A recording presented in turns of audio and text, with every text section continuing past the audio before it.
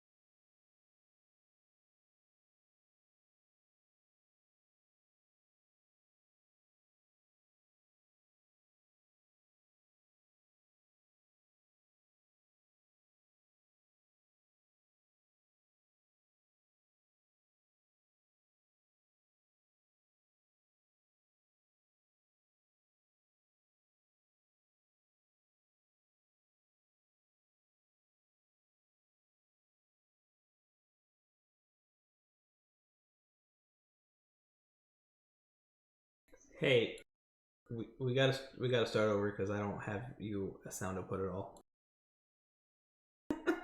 It was all perfect until then, though. Damn it! All right, mixer, add source. See, this is why we need someone else who's smarter than us to do this.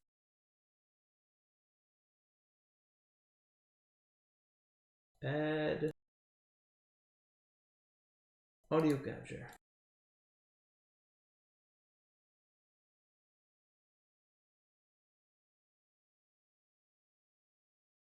Do you know how to do that? And I'm gonna. Do you want? Actually, I have two monitors now. I can just pull up chat.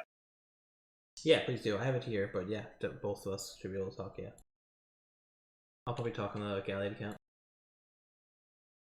if it comes to that. Okay. Can you have access to the Streamlabs while I'm on here like this, or no? I do not believe. Actually, Wait, how do you mean? I think I might have you actually. Keep talking. Testing 1 2 3. Yeah, I One think two you're three showing up. 4 5 6. Testing 1 2 3. All right, we're perfect. We're good to go. Continue. You did it for me. Do you want me to start over? No, we're good. It's fine.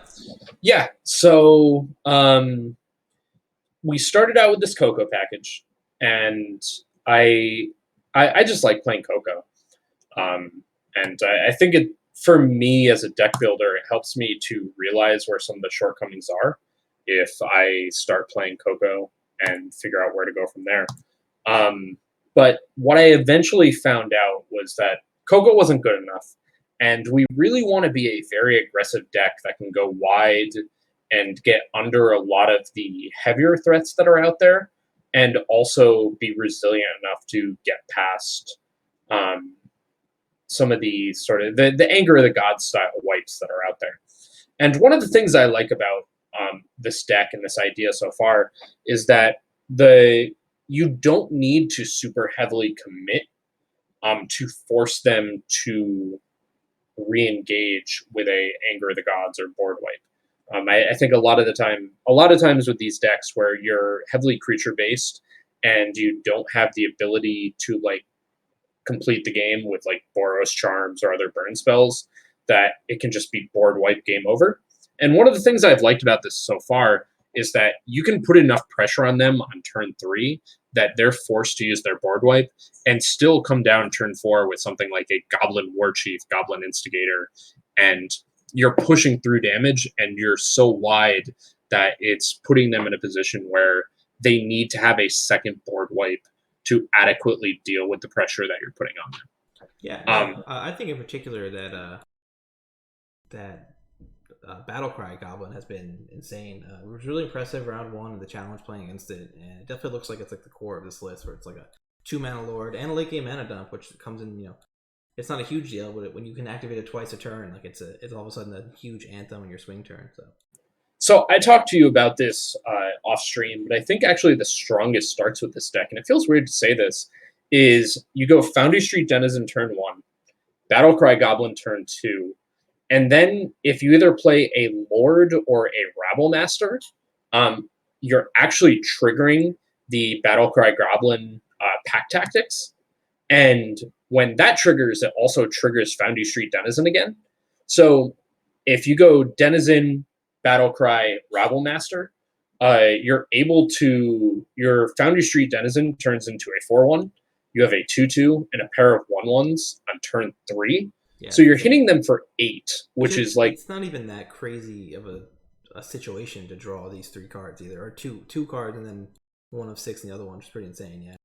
it's really normal. And it's like, okay, if they deal with the Rabble Master, you still have 4 creatures on the battlefield Yeah. and a mana dump for the Battlecry Goblin. No, really Um, good. All right, so before we start, let's think about where you think this deck is going to be good. Obviously, it's going to be good aggro against control, kind of push forward. Do you feel like you have enough interaction for things like Winota? Do you think you just kill them fast enough, or it doesn't matter? so far, that's actually one of the sort of conundrums I've had with this deck is like, how do we deal with these decks that are also being really fast and potentially making things bigger than us? And the early iterations of this deck only had 2 Goblin Pile Drivers and was not running Embercleave. And where I've sort of ended up is the idea that if we are trying to be faster with against these styles of decks, the way that we beat them is with cards like Goblin Pile Driver and with cards like Goblin Rabble Master that are able to have huge power with low toughness. So if our idea is that we're going to try to get under these decks and we need to beat the fact that they can just like chump our big power guys, we need to have a way to break through. And we're running Legion Loyalist. We're running that as a 4-0. That's been a constant throughout. That is able to provide first strike and trample. It's awesome. It's really powerful. It's really good. But we started running into the idea if we're going really wide and we're creating these creatures that have a ton of power, we should be trying Embercleave. And so I think our goal really against those styles of decks is to get under them, put them in these uncomfortable positions where they're saying it's turn 2 and they're already attacking me with they're attacking us with 3-1 Foundry Street Denizen. Maybe I'm supposed to chump with a Llanowar Elves or an Elvish Mystic. Um, that we can take advantage of that. And the fact that we do get these explosive starts where we're able to start attacking for 8 power with 5 creatures on turn 3 is really good. And I think it's really just trying to leverage that and also just be like cheap and efficient. It's part of the reason that we went to 4 red cap melee in the sideboard. Also, Embercleave's a real fun card, so that's also fun. A lot of sweet stuff going on. I'm ready to jam if you are. Yeah, let's get going. I think if nothing else, there's going to be a lot of games where this deck is fun. Yeah, If nothing else, it's playing a Targus Tuesdays command. for the It's new playing brews. Stuff is untested. We'll figure some stuff out. So there's a lot of room, I think, for aggro in this format. I don't think that aggro has been really adequately examined. yeah, So it's kind of funny because I've been putting so much effort into like this mid range stuff and control stuff, and you're like, no, people are doing this aggro thing way wrong. once I started looking at the burn list that people are putting together, I was just like, there's no way this is right. I do like the mono red list around for some of them, and I really do like that prowess, the heroic list is really fun. I don't know if it's perfectly made yet, but those are really fun. But I do think there's room for something like this. Definitely some like lower to the ground, Atarka, and we're starting to see it pop up finally. But I do think there's more. I really think this influx of new Pioneer players has been really good for the format. Like not just like card wise, there's just a lot of players trying stuff that haven't been. A lot of streamers picking up. A lot of people are normally modern or legacy. So I hope it keeps going up. Obviously, you and I are also pretty big brewers in this stuff. So yeah, Well, this I think goes. it even goes back to like before blue red prowess started to pop off. I was looking at you and I was like, because you were playing Pioneer before I really was, and I was like, so where's the blue red prowess list? They're like, oh, there isn't one. I'm like, this makes zero sense. Yeah, I think you tried went like back to back 4-1s with like a Stormwing version, and then they printed Ledger Shredder, which was like the perfect card for the deck. But There was a point where I think I was like 15-5 with my Stormwing version. And then you were like, you should try Ledger Shredder. And I was like, it's not good as it just Stormwing. came out, man. It came out, and just like everyone's shaming it. That's probably the deck I've been running into the most recently. Is that Prowess deck? I think a deck like that, it's way too fun to not jam for a lot of players. Same thing like a Modern, you see with Murktide, where any player that might play Murktide is definitely going to play Murktide because it's just such a fun deck. I mean, that's the thing with all these decks is like they're a blast and they're good. And Yeah. anytime you have that ability, it's like, all right, yeah, this is awesome. How do you feel the Skirk Prospectors in the opening hands like this? This isn't where they really shine, but I mean, this hand's an obvious keep to me. Yeah, for sure. I mean, Like you're gonna flood the board like a madman, and then you have a loyalist to break through a lot of stuff. Yeah. you have a lot of options, which is nice. So it's Foundry Street to start, but depending on what they do, the fact that you have the ability to play Pile Driver on turn 2 and then really try to break through, and the fact that they open on Snow Covered Island, I mean, that feels like It's for sure spirits, I would say. yeah, it feels like spirits, which to me means I'm going to. It always feels weird to play these creatures pre-combat with Foundry Street Denizen, but I'm gonna open on Pile Driver. Yeah, for sure. I think getting that down is like the key between winning and losing this game for sure. This is like one of the matchups you have this Pile Driver for, and It's so good. they can't really interact with it either. If they are blue spirits, they're gonna have to just fly over you. Well, this just there's Spirit. Is there anything less scary than that right now? So I'd wait on Loyalist, I think. I think you want to go Instigator here, or Foundry Street and Skirk Prospector. I think Skirk Foundry Street here, because it's. Is it possible to have a turn 3 kill with Embercleave in this deck? It's gotta be, right? With Pile Driver? I think definitely. I'm not sure what it is, but I think definitely. This is like such a gnarly opening. And part of the thing that's like, it's kind of stupid, but what's really good about this deck, and that I really like about the Skirk with Embercleave, is that you can go like next turn, we can go Instigator, sack both to Skirk, Loyalist, and then still play the Embercleave, which just feels so powerful. It definitely makes sense with Skirk. Goblin Instigator is free for the most part. I'm pretty shocked they didn't block last turn. I feel like I would have definitely traded the Foundry Tree if I were them, but I don't think they fully understand that they're not the beatdown right now. It seemed like they're misunderstanding the situation. This is gnarly. This is the kind of start that was going on with that red green aggro list against me, and then Settle the Wreckage just completely bailed me out for a game. But that's why you add Settle the Wreckage, so. Yeah, like I'm pretty sure Embercleave on Pile Driver just kills here. Whoa, or second. Oh, to get 2 more? That's smart. Yeah, I wouldn't even thought of that. Just cycle it again. Yeah, that's smart. This is why you get the Goblin player. Alright, Prospect is pretty cool. Oh, and you didn't have to show Embercleave. Excellent. We didn't have to show the Legion Loyalist either, which is like actually great. Good. So this is, of course, you getting punished for putting Red Cat melee in instead of your volleys.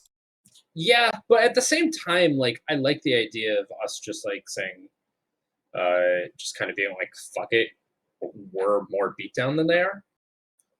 That being said, I think that we are probably going to put in some melees, maybe over a Tarkus command.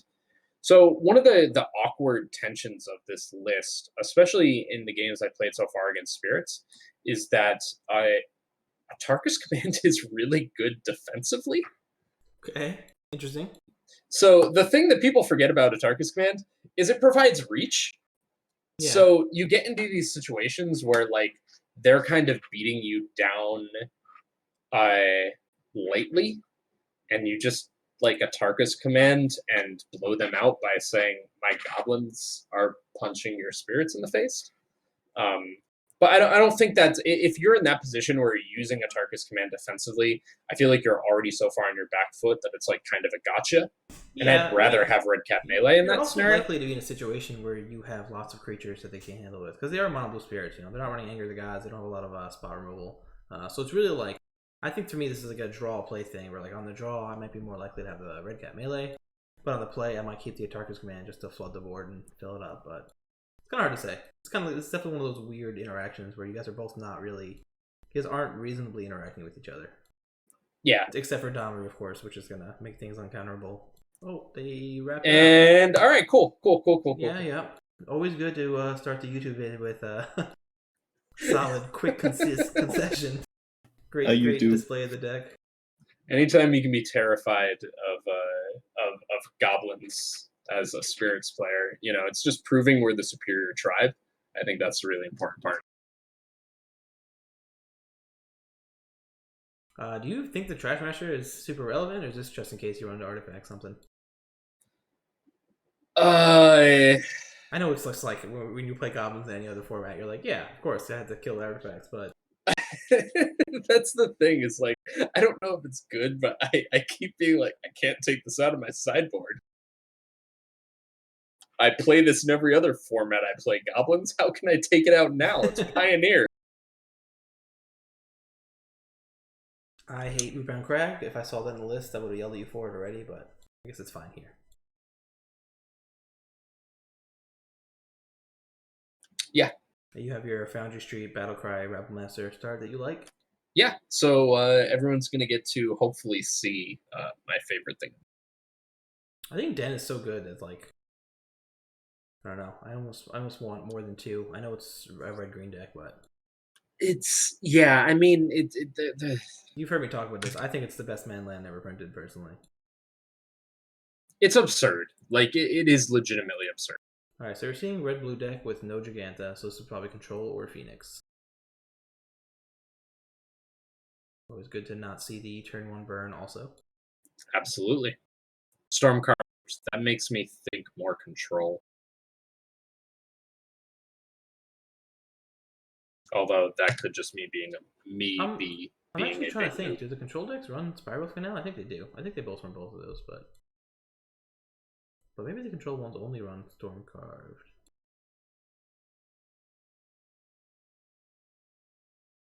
And YOLO. It's kind of close. I think I definitely Rebel Master here though, just because they didn't have the burn and then they considered put in the graveyard. So if they even if they kill this, they're still pushing some damage through. I maintain. Is it Charm? Okay. It's definitely Phoenix then.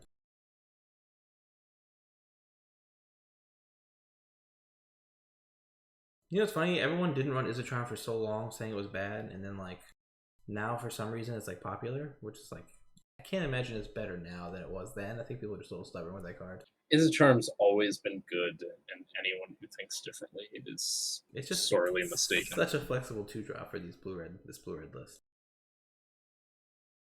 So they pitched a Steam deck. Finding a lot of. Yeah, I think Domri with Den is even insane though. You don't really have a lot of good targets for his fight ability, but yeah, I don't think we need great targets though. Like him being a banner that also pumps the Battlecry Goblin, that also can occasionally get through like stuff is good.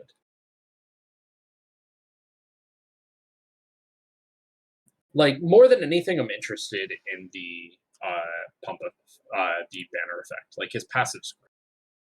You can definitely stop drawing lands now though. Can I? Are you sure? So they'll probably kill the Den here. So where does that put them? It puts them at 5?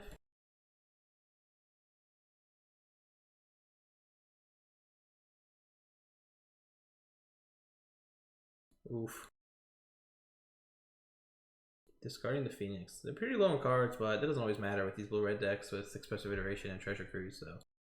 Yeah, I think this is a weird situation. It's definitely one of those things where I'm like, I wish this deck had a little bit more reach. I think that's one of the big flaws of it thus far. But we did see them miss a land drop last turn, which is like hopefully never Yeah, mind. well, you've also hit a crazy amount of lands here in your 20 land deck, so We're 6 lands deep, 11 cards in. But like, that's if you life. change two of these mountains to a pile driver or something, like this game's probably over. Yeah, I mean that's once again that's just life. Another lightning. Is that 3 lightning axes we've seen already? I believe so. He didn't Okay, attack. interesting.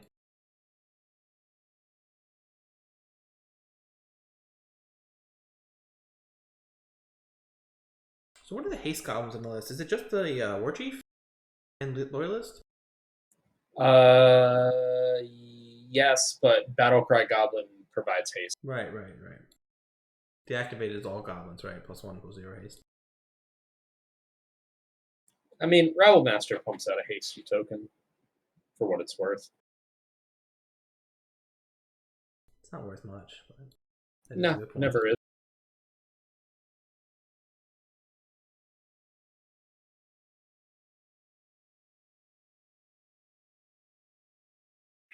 Do we have the Foundry Street fight his Phoenix?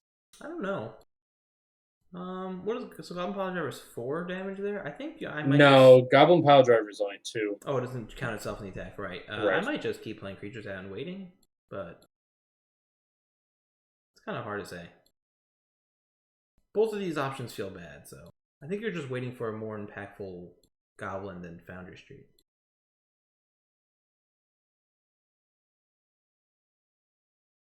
I also think opponents should be attacking your Domri, or should have been. Now they probably don't, but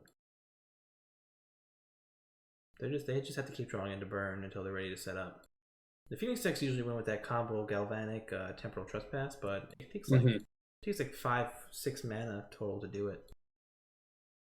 Like they have to actually be able to copy the spell and get their Phoenixes out, or at least a haul.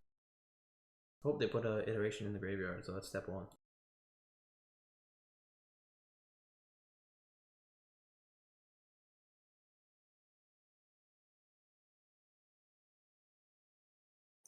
I think so. Kenzin is another card I should consider playing in this deck. I'm not running any. I don't know if that's right. I think the first one's kind of free, so I definitely would. I don't think you realistically need more than 1 or 2 basics. It's just really just for Field of Ruin. Which, let's be honest, the Goblin deck isn't too afraid of Field of Ruin. If they want to Field of Ruin me, go with God. I mean, they will Field of Ruin your Den of the Bugbears and whatnot, but it's just like it's not what you build your mana base around. Just 1 or 2, and that's it. They do shock here, so they must have a burn in hand, or they're gonna burn now. Okay. So if you get this Foundry Street big enough to fight this thing in the ice, I think you do, or fight it twice, I guess. I guess we're fighting it twice. Like, One is still pretty low on cards, but I think this can go wrong quickly. Maybe they'll attack your Dom right now. Look at this value. do we attack with Foundry Street here? I think we should. I don't know. He's got 2 cards in hand. Do you think it's more important to keep the Domri alive than the Foundry Street? Like, which of these? I would you mean, rather my, have my killed? Foundry Street isn't saving my Domri. Well, if he blocks, I'm saying. Like, if you swing, he'll for sure block, right? So, like, which of these would you rather have on the battlefield right now? I don't know the answer. I'm not saying it's definitely Foundry Street either. So what's our best draw? Like Rabble Master, because this makes us 3 power. Rabble, or the guy that makes 1/1s or something. Or Battlecry Goblin's pretty great here too. Yeah, maybe we keep the Foundry I Street. don't know. It's hard to say. When you draw Embercleave, it's going to feel real dumb having your Domri around. So I don't know.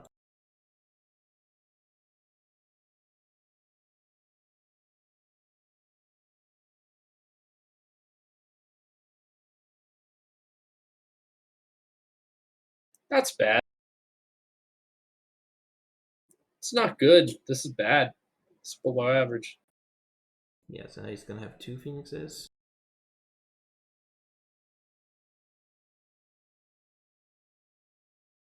We might just be a little too far behind here, but we'll see. Yeah, I mean, this is probably like these heavy red removal dense decks are going to be the hardest matchups I think for you. So the fact that this is so close early is pretty good. Yeah, you don't have anything that costs 4 mana, right? No. Drawing War Chief there is pretty fantastic, though. You might be dead now though. Yeah, this looks Maybe. like Temporal Trespass, which I guess is only 12 damage. Or sorry, It's 18 dead. damage. Yeah, it's dead. This is lethal. It's exactly dead.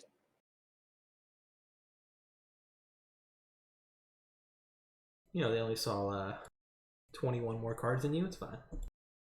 Yeah, well, it's bullshit.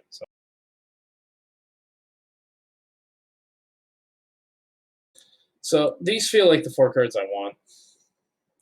Trying to figure out what to take out here is always weird. I think this is a matchup I don't want Tarkus Commands in because you're not as likely to have like a wide board. I think Tarkus Commands better like things against like Winota or even the Spirit deck you just played where it's like you're gonna go wide, they don't really interrupt you much.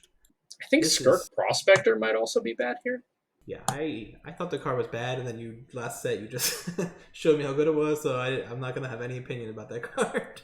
I was a player who thought it was bad, and then I played so much Legacy Goblins where I'm like, Skirk Prospector is amazing. That deck has ways to actually spend the mana. This one I didn't think so, but then I saw you loop Instigators into Embercleave, so what do I know?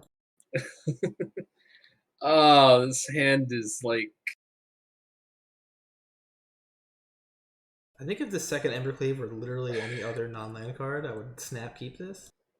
But this hand's like kind of hard. Almost good. I think this is a keep.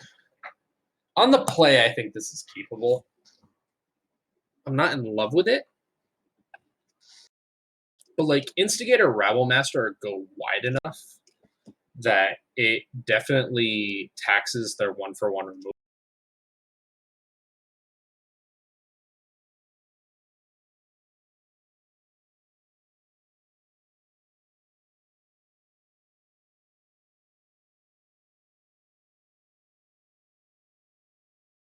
There's the 1-drop right on schedule.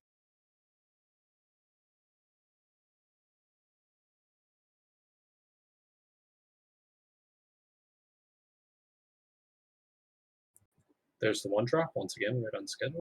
At least he's 1-drops of haste. It's true. So you're definitely killing this, right? He has to have a piece of removal for it. But. So he's setting his your main phase stop right now.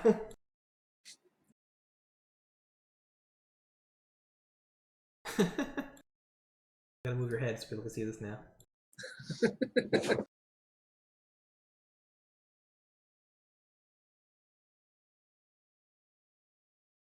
Oh, he didn't have it. Crazy.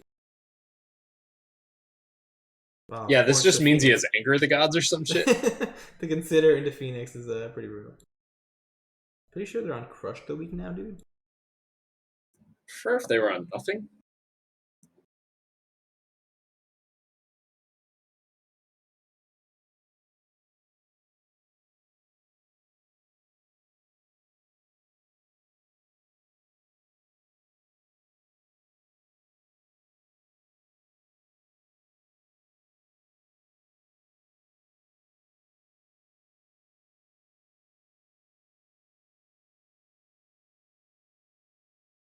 So they're 13. This is not amazing.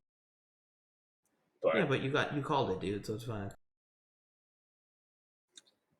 Yeah, I mean, I'm ready for double Embercleave. We're in the position where we do have dens, so like even if we draw a land, it's not the end of the world.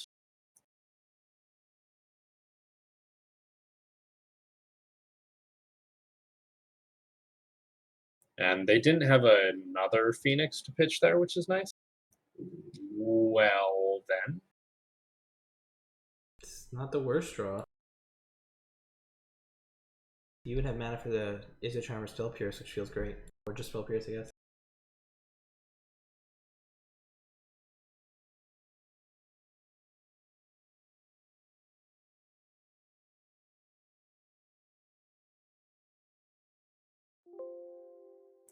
Does it matter? I think you just want spells so that eventually Fiery Impulse is only 2 damage. Super small thing, but it's something I think of. But no, that's relevant. There's no Snapcasters or anything, but there's still something that matters here.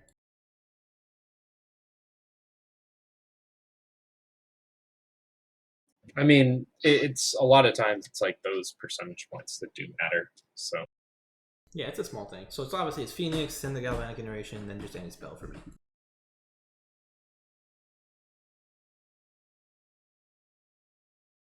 I'm really surprised. Why didn't they Fiery Impulse on their turn? I think just in case you played a bigger threat, right? But they could have brought back Phoenix. Oh. Not bringing back Phoenix just seems incorrect. Oh, they to had me. 2 spells. You're right. Yeah, that's a little crazy. Wow. Okay. I would just start trying to shut off Treasure Cruise at this point. Yeah.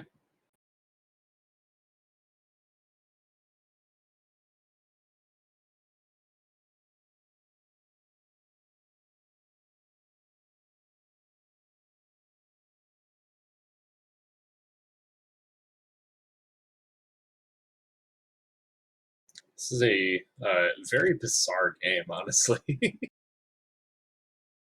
feel like this is not how this deck usually ends up playing.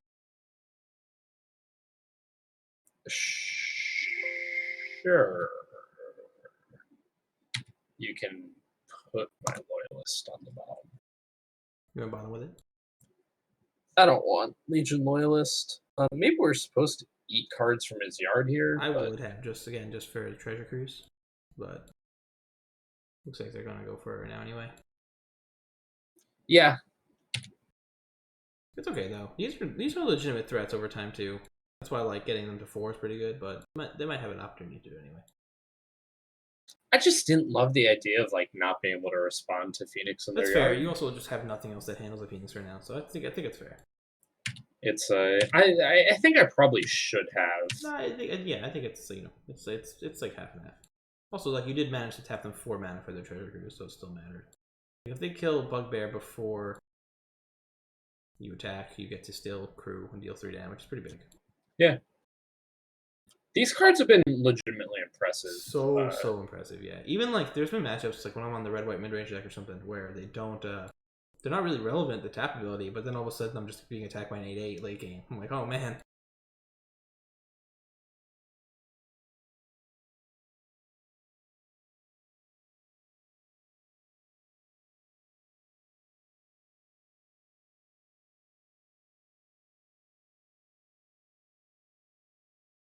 Try to add your record on the MTGO bot, but I'm having trouble. So yeah, I would just crew here and swing for sure.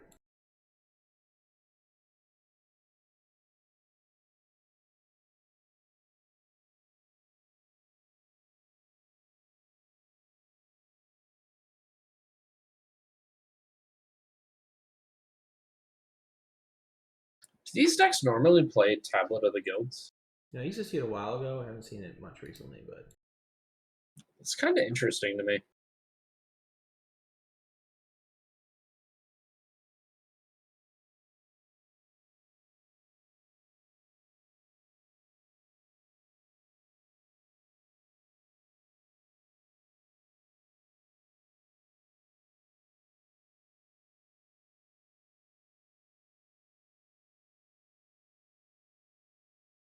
okay, have your browser now. No, now your league match is showing.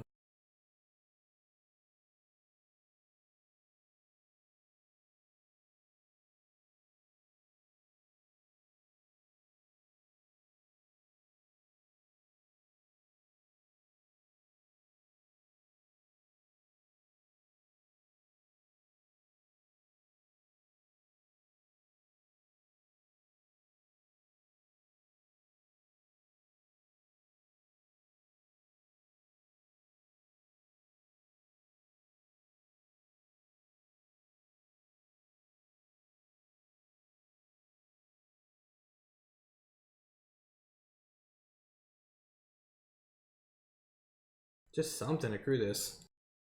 Yeah, I mean this screws it. So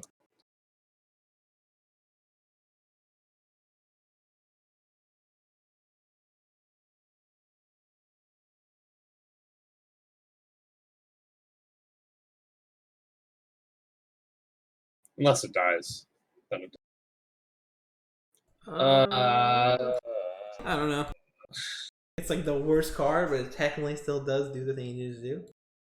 I'm putting it on the bottom. They're not like really pressuring us, so. I mean, they do have a 7/7. They do have a Hall of the Storm Giants, I guess.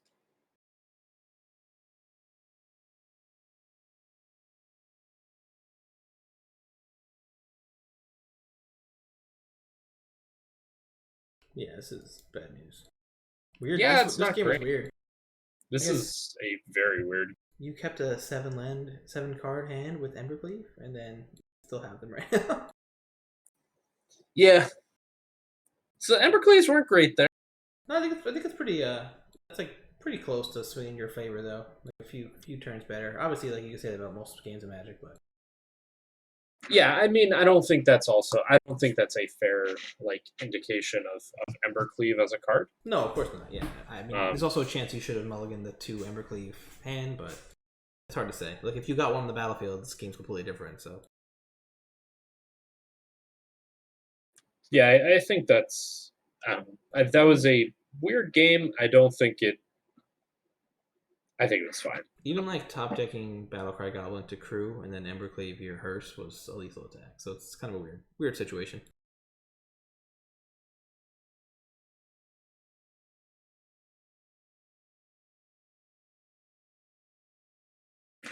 So game 3,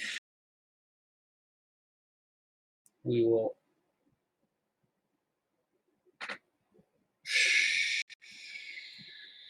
Sure.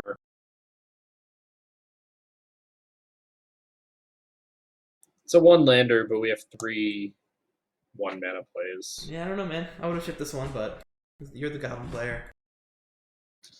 No fear, Shakespeare. I think on the draws is okay. I think a second land makes this hand amazing though, so maybe it's worth the risk blind on game 1. Oh, blue red, something new and unusual. I've never seen that before. This right here is exactly why I played red white mid range in this challenge. There's just so much blue red, mono red, or red black, and it's like okay, like I want to build a deck that's good against those. And then not a dog to like Winota or Lotus Field. I love Strangle. I didn't think a card was that good, and then I started playing with it. I'm like, all right. It's above average. It misses some key stuff like Thing in the Ice, but it's just really good cheap interaction.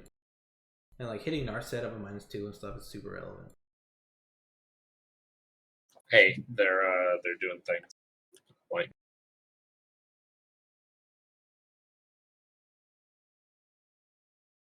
So it's definitely Phoenix again.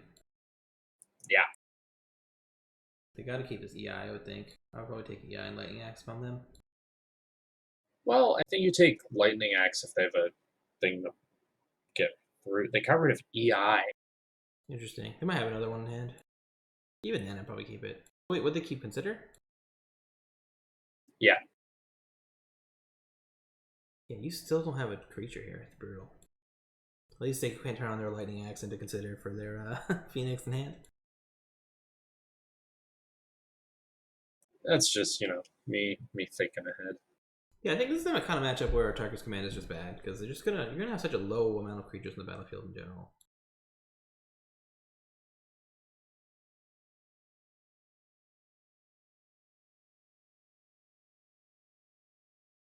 Spicy choice. Thank you. I thought about it real hard. That Hobgoblin being a 2/3 is actually pretty good. Time for your Coco, man. This feels bad.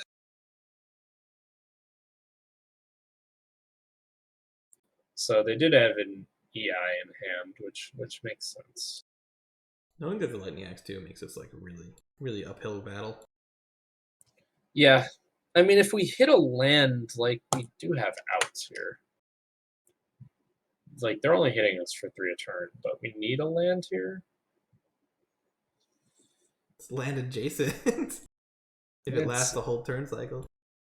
It's not even land adjacent.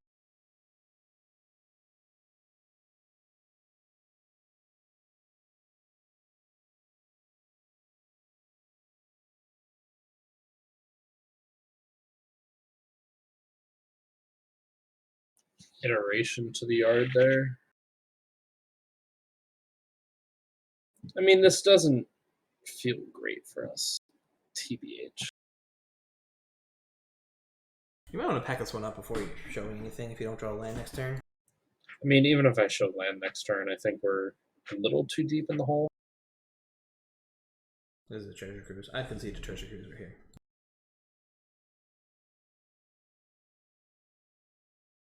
Yeah, it's a rough hand to die with 2 lands in. Yeah, that's life.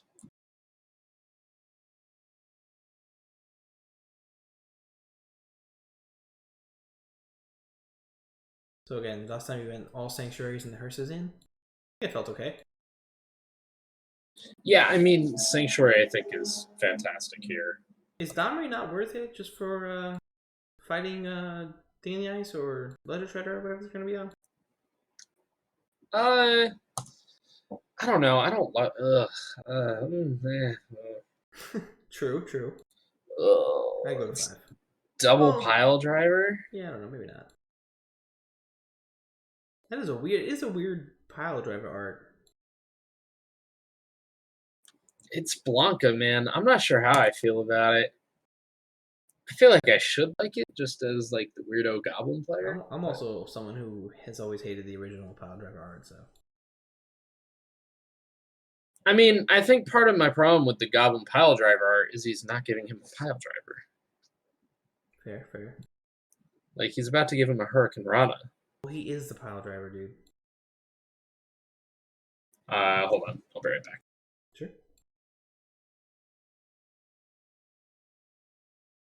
My little friend is leaving. Maybe we can use this time to find out how to make him bigger. If anyone knows how to make a Discord little picture bigger, please let me know.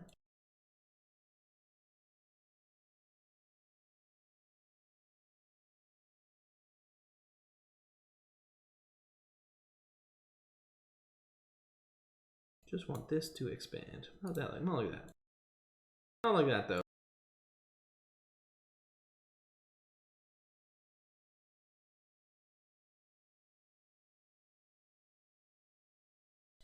Yeah, this is hopefully going to be a semi-regular thing where of us using a day of the week to just mess with some stuff.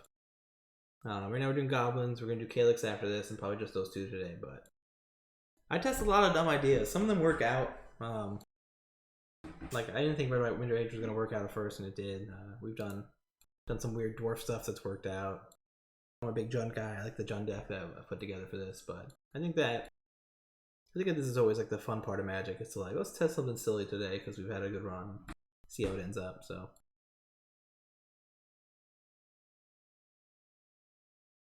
little Airwave is back. Keeping this hand, it's fucking awful. Yeah, I don't know about this one, but I guess if it works, it works. I mean, this is the type of hand I feel like I'm obligated to keep. I think I would have kept the 2/3 actually because I feel like it's harder removal wise. But if we draw runner lands, you get to go War Chief Driver. It's fair. You know you're going to draw 2 Evercleaves off the top though, so I don't know why we're having this conversation. I'm going to draw 3 Embercleaves off the top, and my deck doesn't even run 3.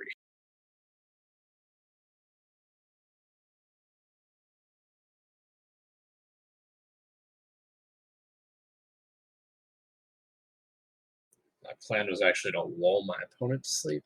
Fantasy Denizen is actually like a super crazy card. It's really good, man.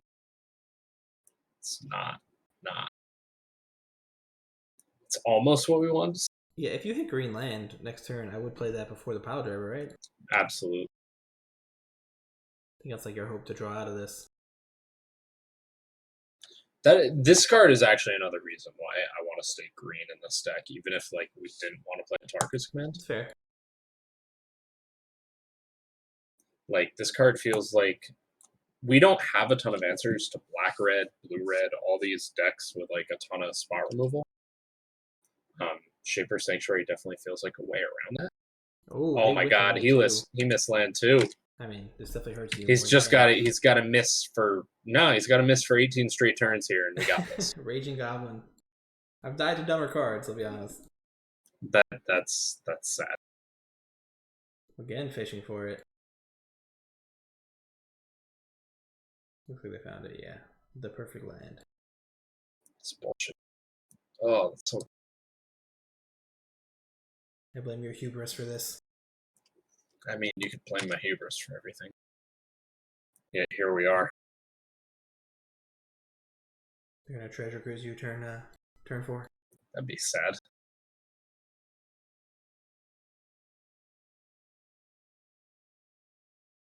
Why would you?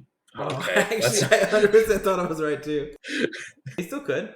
Oh no, they chickened out.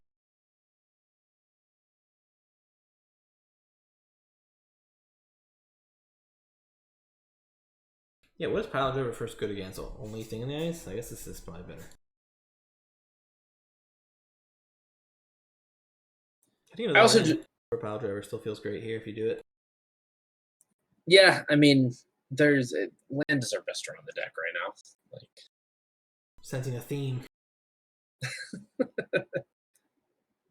what the young Peasy? Loyalist feels great here if it sticks around for this. I don't think that card's sticking around for long, but That's rough. see, it was turn 5, not turn 4. Coward. That's rough. Oof, can't even animate it, huh?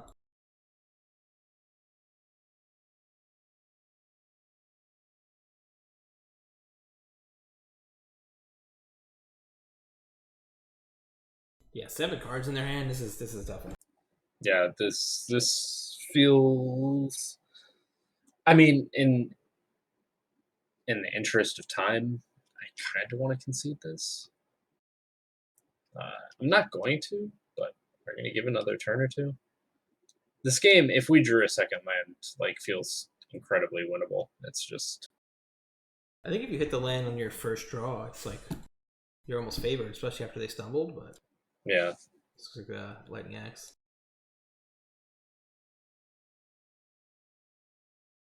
Yeah, you actually even know they didn't flood out here either, so this is pretty tough. Yeah, I mean, even just not being able to play the Shaper Sanctuary is just like. Yeah. Once again, I think this deck has potential. I also think it has like real problems. This is why it's Tuesday Brews Day, right? Should we be drinking beer? Should we make a Tuesday Brews Day? I mean, I was drinking a gin soda and then I popped a gummy. So should we plan ahead next time and be like, this is our sponsor, Wicked Weed.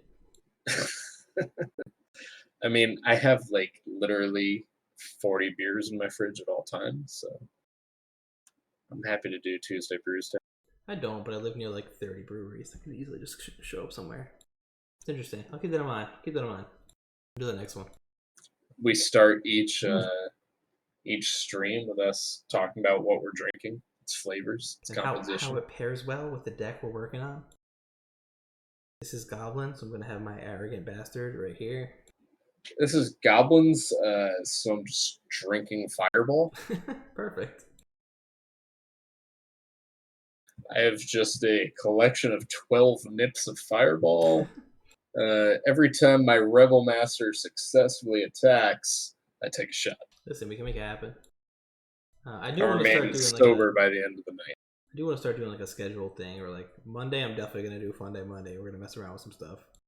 You can be involved or not, totally up to you. But the brew sesh, I definitely think we should do together. Yeah, I think especially as we're like both, you and I both attack these formats in different ways. Yeah, way differently. So I always appreciate like seeing the way that you view it. There's also times where one of us is more invested than the other. Like I'm obviously like way into Magic recently, so I'd send back the mountain for sure on the draw. I know you've been burned by not hitting lands, but you have 3 chances this time. Yeah, I agree. I just hate that I agree. Okay, looks like mono red because blue red prowess would have Giganta.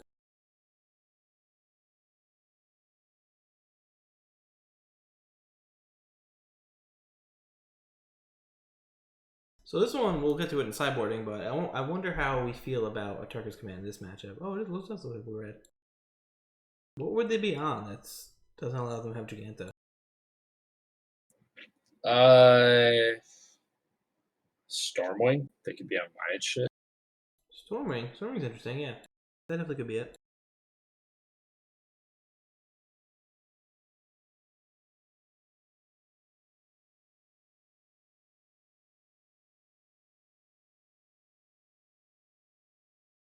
Yeah, it's kind of interesting. Maybe they're just mostly mono red with a little splash for expressive iteration.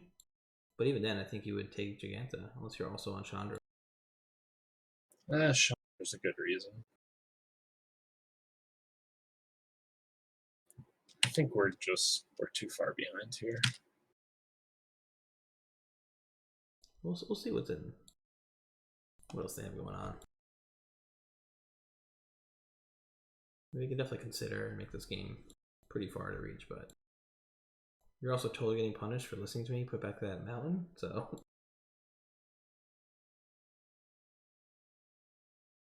That's a pretty insane start for them too, though. Oh, Rank Melee is going to be great in this matchup. Yep.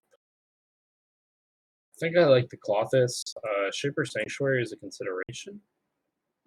Were we not bringing Clothis in against the Phoenix deck? I wasn't just because of the hearse, but we should have. I feel like you can bring all of them in. I should have. I just didn't. Do you want Sanctuary here? That's the question. I think the Lords are below average here. I think Atarka's Command is bad too. Maybe we want the Lords over the Atarka's Commands. Yeah, it's a tough one. I actually like Domri here just because it's not a creature. And being able to like trade a token for a dude is pretty good. I think fighting Pile Driver versus like Sprite Dragon could be relevant too. Absolutely. Just that having protection and being a 2/2, yeah, it's pretty good. I think this is reasonable.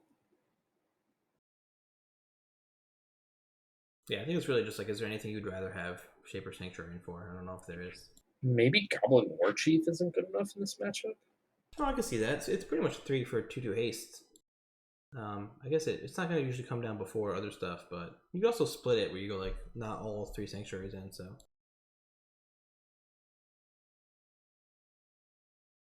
Their deck is just like so not aggressive that I think Sanctuary is pretty good. It's definitely aggressive. I mean, they don't run like this overwhelming amount of creatures. Yeah, I mean they had the 3. When I've played against the deck, they like have the ability to be much more controlling. Is what I'm trying to get at. I think it's fair. There's also a difference between like the 3 prowess creature draw and then the 1 ledger shredder draw, so.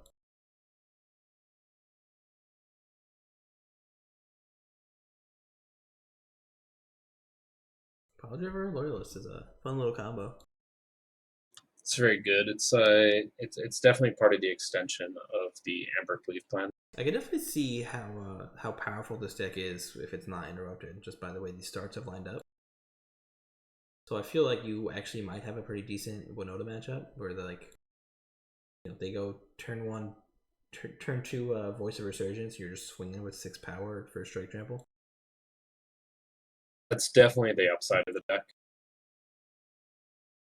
So this is going to be interesting because Shaper Sanctuary is definitely. I think it's good. Yeah, it definitely feels good in a start like this. This is kind of exactly what you were talking about, where it's like they're not super aggressive here. Make sure you melee. Oh, if you do melee this, make sure you do it first. Yep. I probably should have played the land, but I think it's fine. When are you ever gonna need 3 green mana in a turn? Yeah, that's true.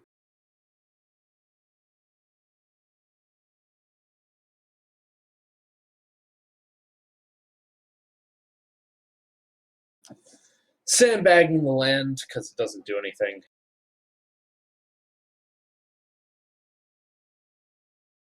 Yeah, with no lord here or anything though, kind of not a real clock either. Yeah.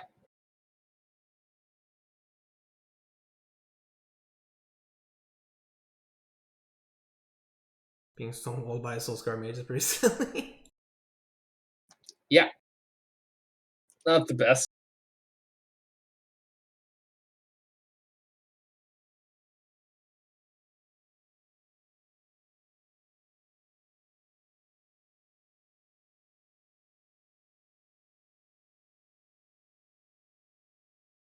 Woof. Yeah. I mean, the good news is neither of us is doing anything. Yeah, they run blue though, which is definitely helpful with the expressive iteration treasure cruise nonsense. Yep.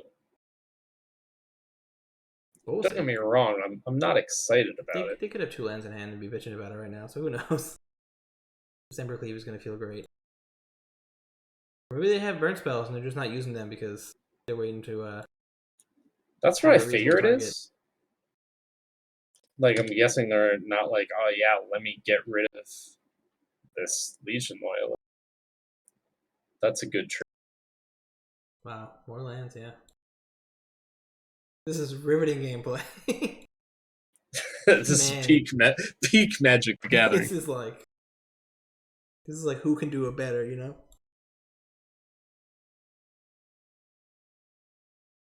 Watch their semester, they're just like Swiss Spear, treasure cruise.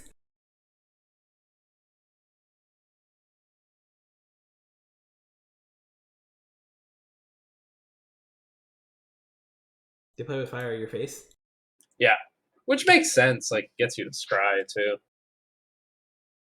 I don't think there's ever a situation where he kills loyalists and lets you draw two cards, so I think it makes sense. Until he just, crush with fires you or something. The only thing I disagree with is not doing this during his upkeep, and if he wanted to attack with Soulscar. Yeah, these are. They bottom the card. Well, Vanilla James is a Magic the Gathering veteran, is what I am ascertaining from this. Why is he acting like you just started playing though? He doesn't know how old you are. You're old.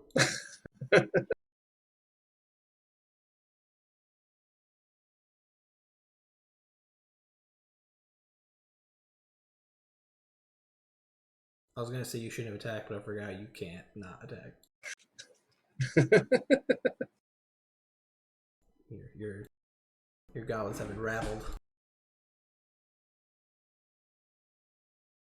Also, early Magic was crazy fast at times. Shivan Dragon is the future. Sideboard a Shivan Dragon, you won't. Is that even legal in this format? They definitely reprinted it one of these core sets, right?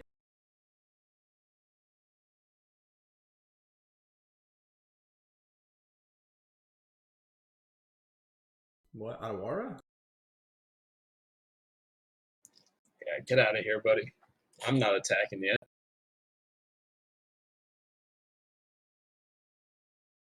I guess he could just burn you and then block with Soulscar. I'm fine with that. It is Otawara. That's I'm crazy. still drawing. It really was another land. This is the dumbest game of Magic. It didn't even pump his Sprite Dragon.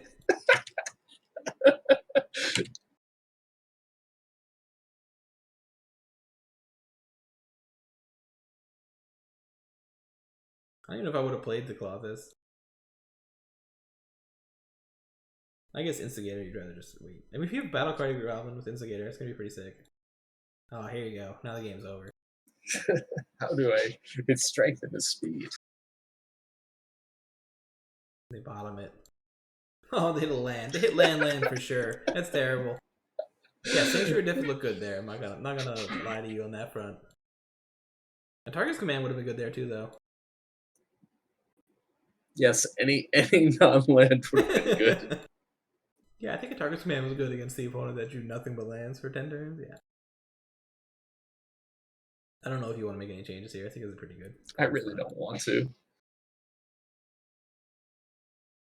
Now you open on Shaper Sanctuary here, right? I think so, especially if he. I mean, it's not like we're blocking if he plays a creature.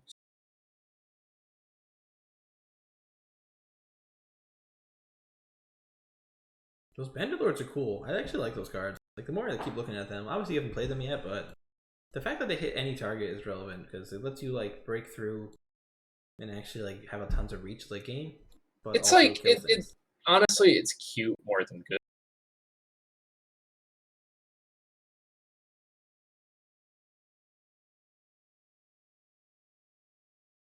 Like, I definitely think it's cute, but it's come up very little so far.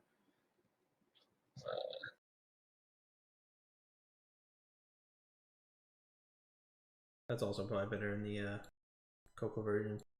This is the kind of start you're afraid of, though. Sprite Dragon just getting out of control. Yeah.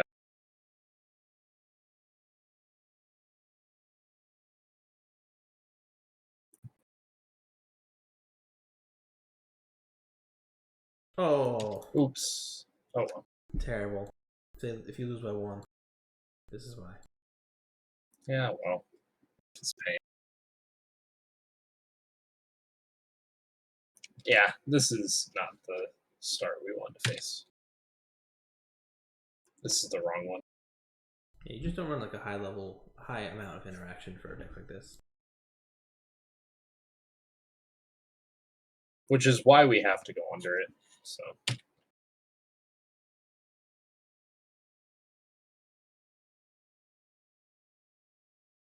I don't think going to 4 red cap and then some number of running volleys is insane. Just to max out your 1 mana removal. You start like this deck has not really enough slots that you want to take things out of. Well, I'm just saying, just like for the sideboard wise, like. Yeah. Well, that's It's pretty good. maybe right. That's pretty good. Oh no, it doesn't actually kill, does it?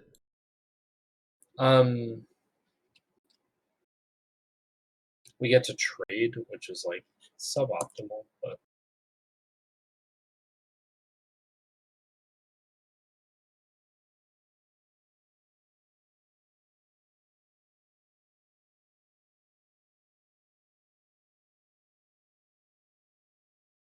Yeah, any spell. Pretty bad for you. I mean, we're probably dead. Like this was the start we couldn't fit, and then we did. They target loyalists, right? Oh no! Wow. Doesn't say anything to do to kill loyalists here.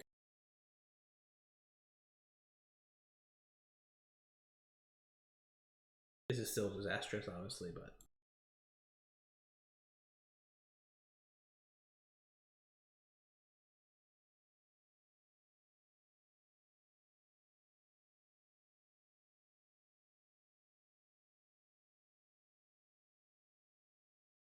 Sad, sad. No, but you get to see something cool. So at least we're sad. That is cool. In a different game state, this would be very cool. Are you maybe just too heavy on these 3 drops? Maybe. I mean, that's definitely possible. Feels like they're not essential to your wins, but they've also been caught in your hand a decent bit.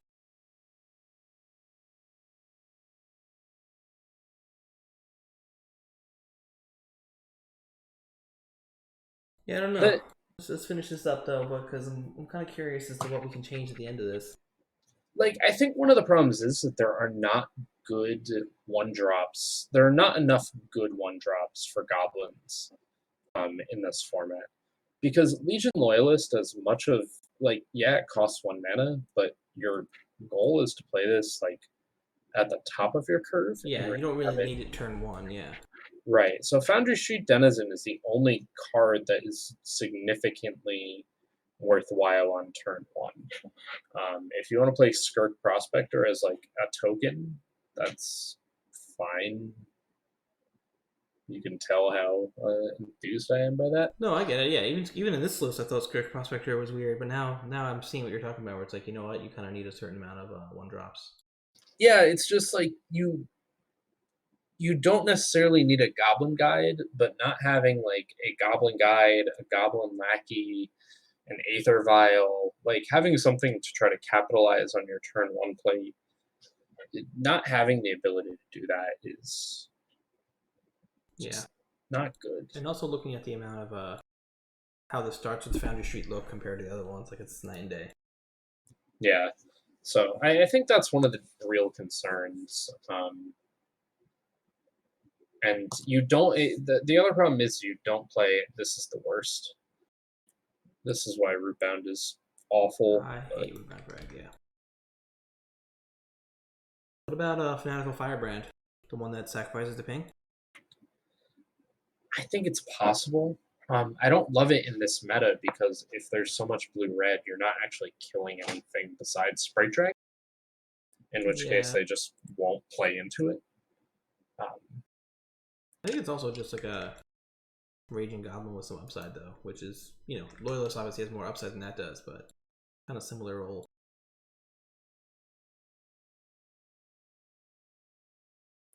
Yeah, it's possible. Like, There's also, isn't there one with Renown? I'm gonna do a I Scryfall search in a second, but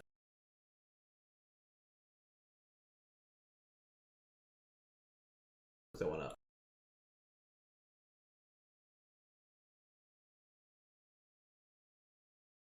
there's the mentor one. Goblin Glory Chaser.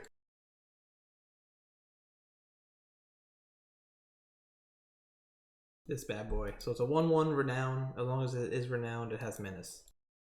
So if it hits for once, it becomes a 2/2 Menace. It's okay. I wouldn't call it good. Yeah, I wouldn't either, but it's really like what's better in this slot? Like, what's the best one drop you can play next to Loyalist? So Realm Master's so great. It's just it's awesome. I think you should just run Arcanist and become immense and just relive the standard glory days. Loyalist is Chariot. awesome versus Chariot.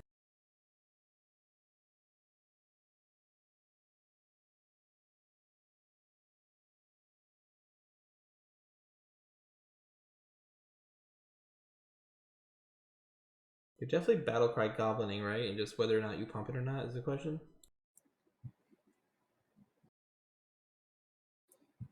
I think we would pump it. You play Yeah, it and then we would. wait to. No, we play it and do it because it gets haste. But you can attack this man after blocks too. So if Ice Ghost Chariot blocks, I guess it won't save the Loyalist though, regardless. I don't know. Both these lines seem pretty good, honestly, so it's hard to say.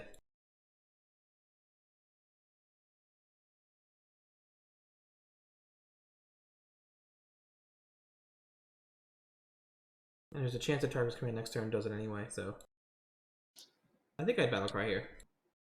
Oh, I would do it. Oh, you're waiting for the token. Gotcha. That's smart. Wow, that's pretty cool. Did you pump the token also?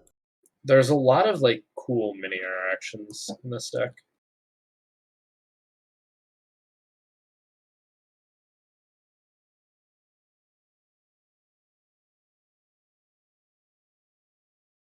All right, so there's 3 goblins I see that are worth trying. I think the Renowned is one of them. Ringing Runner is a 1/1 first strike for 1 with raid. It's another counter. So if your turn 1 play swings, this comes down as a 2/2. I think it's pretty reasonable. 2/2 first strike. This is a lot of damage.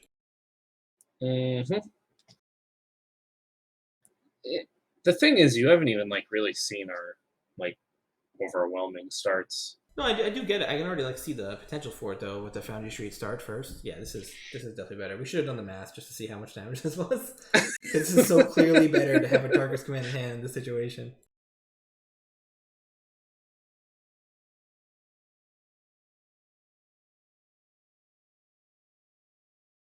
Yeah, brutal. I appreciate that he showed us the Tenacious Underdogs. The other one is Goblin Motivator, which is a 1/1 for 1. It taps to give target creature haste. So this can give your Rebel Masters haste, which is kind of interesting. Okay, that's kind of interesting. Those are the 3 I would be interested in. I think this one's probably the best. I don't really think the Renown one is as good as the other 2. I think 1 mana for a 2/2 first strike is pretty relevant though.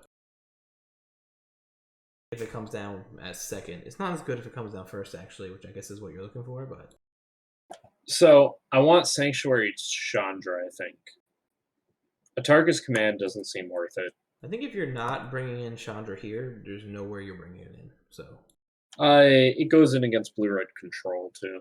Yeah, I guess. I'm just saying, this is your mid range card. I feel the same way about Clothis, honestly. Yeah, maybe Clothis is not. You can say that you just don't want Clothis in the list and not bring it in. That's fine. But I'm saying, like, if you're not gonna bring it in against the straight up black green mid range, like, you shouldn't have Clothis in the 75. I would say.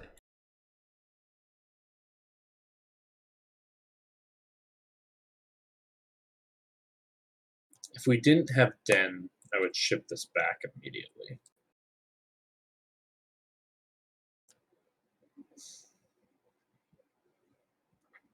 I think this is reasonable. I don't know. I might try it in the draw. I don't know. This wouldn't be one of your sketchiest keeps of the day. Sorry, I believe too much.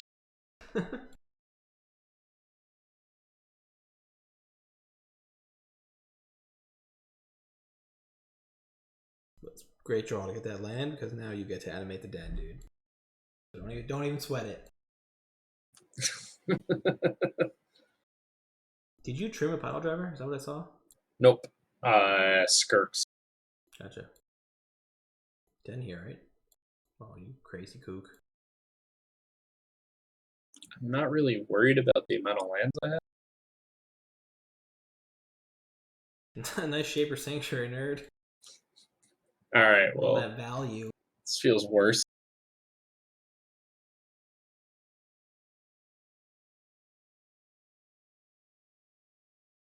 Just heads up, most of these black-green lists are on Invoke Despair. That makes sense.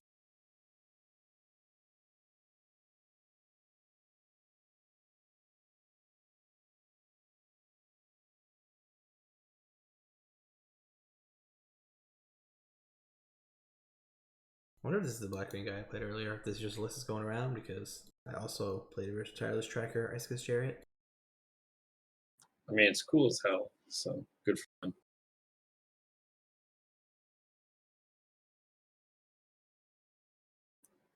I think I accept this trade. Yeah, I mean, I guess.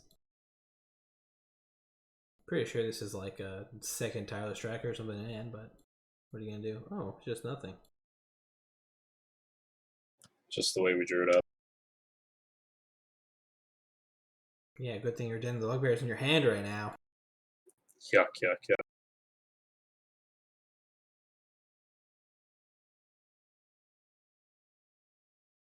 That's interesting to me. I think I would have put that last, because I think if, let's say he theoretically has 2 removal spells. Oh, he has none, so it's fine. But if he has 2 removal spells, I think this is the one that I'd want to keep. So my thought process was that Bandit Lord is that sucks. Oof. Fuck me. That's rough. I deserve it. I thought I was skipping through the meat hook trigger, and I did both. Lolth.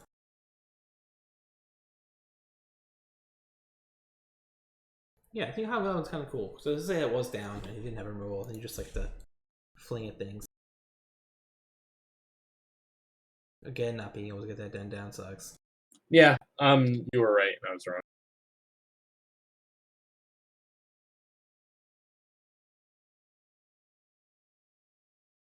That is such a cool Planeswalker, and every time I've played it, it's been disappointing.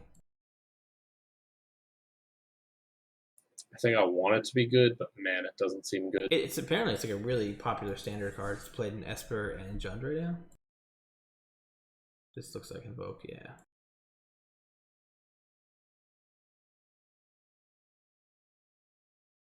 Meathook's kind of interesting as their sweep for that deck. I kind of like that.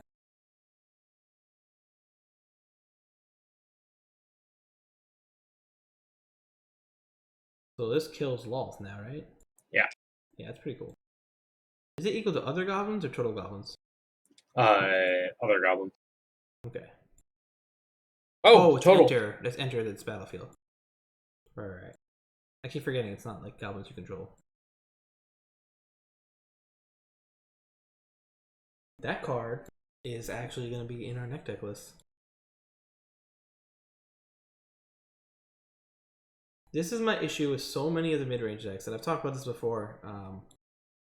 The 3-drops for all these mid-range decks are so powerful and so strong, and the 2-drops are absolute garbage. There's like no in between.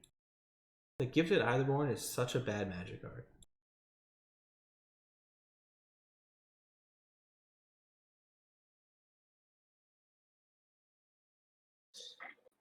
Yeah, Like people have to run even like things like Bloodteeth Harvester, where it's like it's not a bad card, but you're not like, yay, I get to run 4 Bloodteeth Harvesters. You know, it's not something you're excited to play.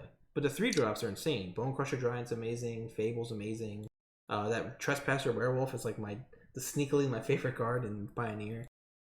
I mean, I think that's part of why people like uh, cards like Bone Crusher, because it's not a great 2-drop, but it's a reasonable-ish 2-drop. Yeah, that becomes your best 2-drop is your 3-drop though. That's how powerful the 3-drops are.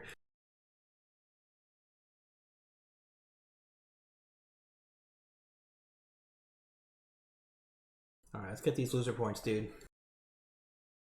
I think I might consider Balthus still here. I feel like you've had tons of potential for a Tarkus Command and Embercleave also. I feel like they haven't really, other than that one dumb meat hook, but maybe that's still worth it. These have been weird matchups. I don't know. These this is probably the least confident I felt in the deck so far. That's fair. Sometimes it's just this is also like a new version of it though. Sometimes you cut a little too much of the meat that you're working with. I think we're identifying the weaknesses though. I think it's good. I think that learning the definitely need more 1-drops. I think you're spot on with that assumption on it.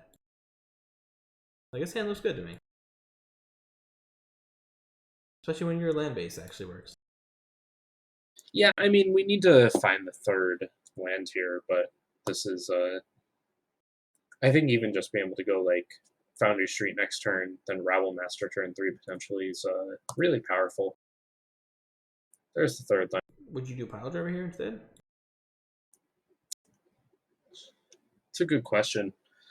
Yeah, I think with the Rabble Master follow-up, that's reasonable. I think the only reason another reason I would do this is I like Domri plus into Foundry Street, like works on your mana a little better if you still have 3 lands. Mm-hmm. Because you're unlikely to have something to fight unless they go turn 2 Gifted Eitherborn.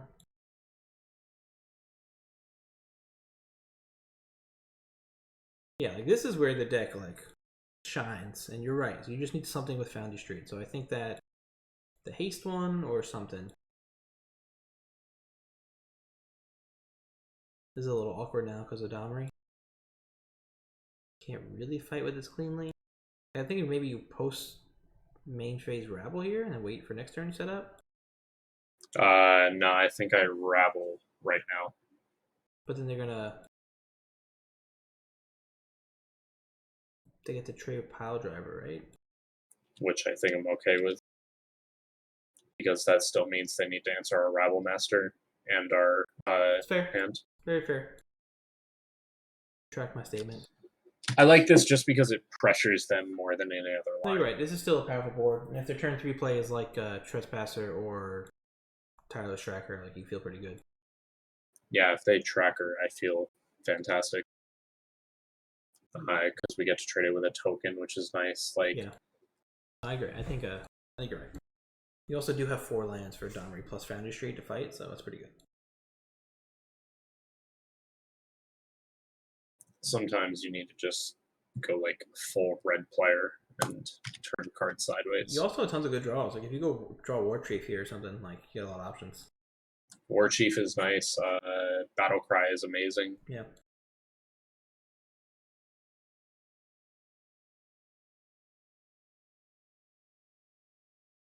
Interesting. Interesting to keep that in. I was about to say I'm surprised that Thoughtseize is still a consideration here. They Snap took that Domri also. So I don't think I'm gonna play this Foundry Street Denizen. This feels like Meat Hook Massacre.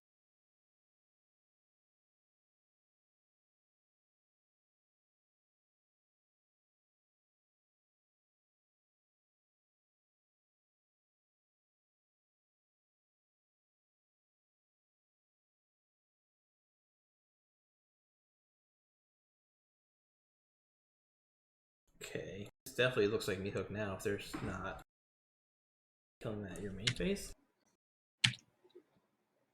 Yeah, I mean, that or a misplay almost felt like they stuttered, but I'm going to hold the Founder straight. I'm going to hold tight to my initial thought. Well, Meathook gains you life when your opponent's things die, right? So isn't this just free because they're going to get their life back? Yeah, it's just the fact. It was literally just the fact that they like kind of moto stuttered, like, Gotcha. oh, I forgot to put a stop on Begin Combat. With Splash Blue, play Expressive Iteration and Treasure Cruise. There you go. Blue-red goblins. Man, you are Oof. the worst at drawing lands at the right time. Yeah, I think we've had a kind of rough stretch of draws. I think when you kept the one landers and then didn't draw, that makes sense in your 20 land deck. This is a little rougher. Invoke Despair is No fun. pretty bad for you here. I mean, pretty much any real action's bad for me here. I think this being the last game, you can try a little bit. Maybe we'll see what happens. No, I wasn't gonna concede there. I mean, it's dealing damage. All right, War Chief is good. Yeah. It's definitely like if you were to come back in this game, this is the start here, I think. Even if they don't have threats, they just have answers, you just keep drawing haste threats and things that go wider, I think it's pretty good.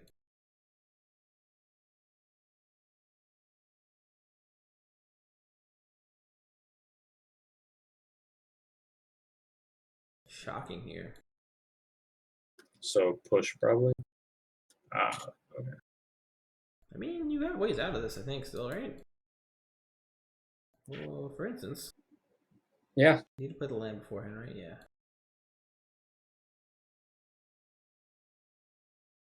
I mean, killing either of these is huge.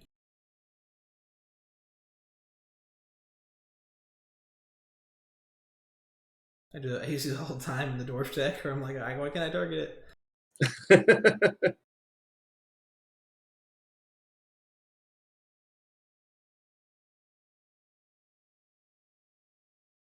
They still have some pretty good draw power here, but they haven't missed a land drop yet, so there's a chance they're flooding. Yeah, I mean, they have the 2 clues, which is kind of rough, but If you draw like another War Chief, though, you can even play it and equip Embercleave if this creature dies. So there's some little bit of hope here. Not a huge amount, but just some.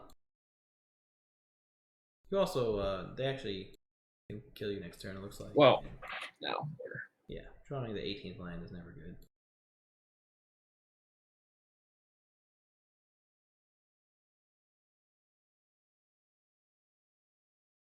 Any land kills you.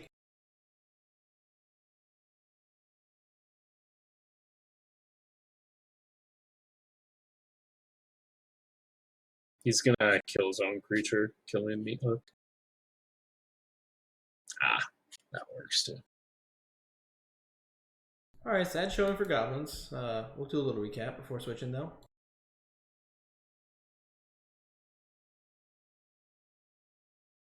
So yeah, this was a 4-1. This is our worst showing in the deck. I think we have a pair of 3/2s and a 2/3 with it so far. There is strength to the deck. I think that this is definitely one of the more different versions we've tried. I think that throughout the league we drew suboptimally. Yeah, but definitely. we didn't have any real explosive starts. We had 1 or 2 actually, but Yeah, I think it wasn't you can consistent. already see where this kind of list excels, though. Like, it definitely looked super powerful and uninterrupted. So you didn't hit Winota or anything like that, but that's the kind of thing. Even Lotus Field, I think you can kill Lotus Field by turn 4. Yep. Pretty reasonably. Maybe you want Damping Sphere or 2 or an Alpine Moon or something just for an extra turn. That's totally fine. If you expect a lot of Lotus Field. I think you're right on the 1-drops. So I think the next step for this deck would be to trim some of the 3-drops. I don't really like the Hobgoblin. The Bandit Lord, pretty unimpressive to me. I like that it's a 2/3 and it's just a Lord, but that ability being goblins that entered, not goblins you control or goblins attacking or anything, super unreliable. Like, even like you can't even, if you top deck a land off the top, it has no ability, which is pretty rough. So the strongest that has felt is with Goblin Instigators, because it's turning your Goblin Instigators into a shock as well. We had That still seems pretty weak though for your 3-drop. It is. I don't think there's a great like lord for this beyond the war chief. I think Um, Domri looked really pretty good to me in a lot of these games. I don't know if I want to go beyond two Domries though. Like you can maybe go to a third, but going to a fourth seems like a little bit much. Tarka's command is your real lord. I might try 3 Domri, 4 Tarkas, and then more 1 drops. The 1 drops we talked about, I think you definitely all worth a try. This is brewing, so it's like a lot of things to test. A lot of this might not work out. But no, I thought Instigators looked really good, and I didn't think they would because they're pretty power level wise. It's a pretty low card. Battlecry Goblin, you pointed out before the league as a powerful card, and it definitely looked like it. It's just like comes up real well. You definitely lined up poorly against a lot of the opponents here. And then little sideboard changes. I don't think it's as far off as the record would indicate. Yeah, I don't think that this deck is ever going to be like, yeah, this is the tier one deck that people are playing at the Pro Tour. But this deck definitely feels strong enough to like be successful in league play. Yeah, Definitely has the advantage that we like to point out of it's quick to play and it's not like overly taxing mentally. yeah. You need your grinders. You need your decks that you could just jam a league in an hour and a half and not have to think too hard. You know. Yeah, I think like you know me, I play at work. Yeah. So having a deck where it's like, oh, I messed up my sequencing, um, isn't necessarily what I want. Where I don't want to lose those percentage points because I'm distracted, because I'm on the phone, because I'm in a meeting.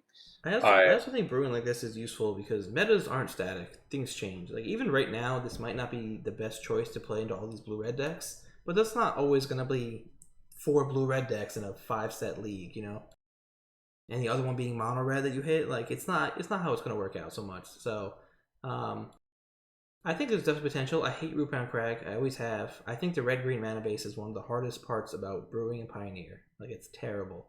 I would even run that dumb what is it, the red green, like the slow lands, like the Shattered Sanctum cycle. I think that's yeah, almost better than Rootbound Crag because coming as your 3rd drop to play your War Chief, Master, and Domri, I think it's more relevant. And you're not usually casting a target's command for 3 mana to begin, 2 mana to begin with. but it's not for the Atarkus command. That's the problem. Is it's these other 12 2 drops Right, that right. I also might play more than 20 lands. I don't think I'll play a lot more, but only because I just love Dun the Bugbear. I think it's totally fine to go up a little higher.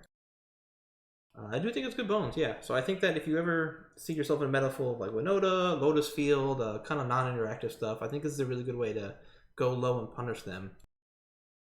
Especially because there's some decks rely on life gain to beat the mono red decks, and I don't think this deck cares about that. It has a target's command and it has just a really like powerful just board presence that blasts things through. So we also have Ferocity on the sideboard to help yeah, with that problem. just a sweet card too. I've lost that card a lot to be honest. So Yeah, I might go up to 21 lands. We'll give that a try. I Casper's think kind of this cool. is what I will test out with tomorrow. What I have on screen, just with we're missing 4 lands.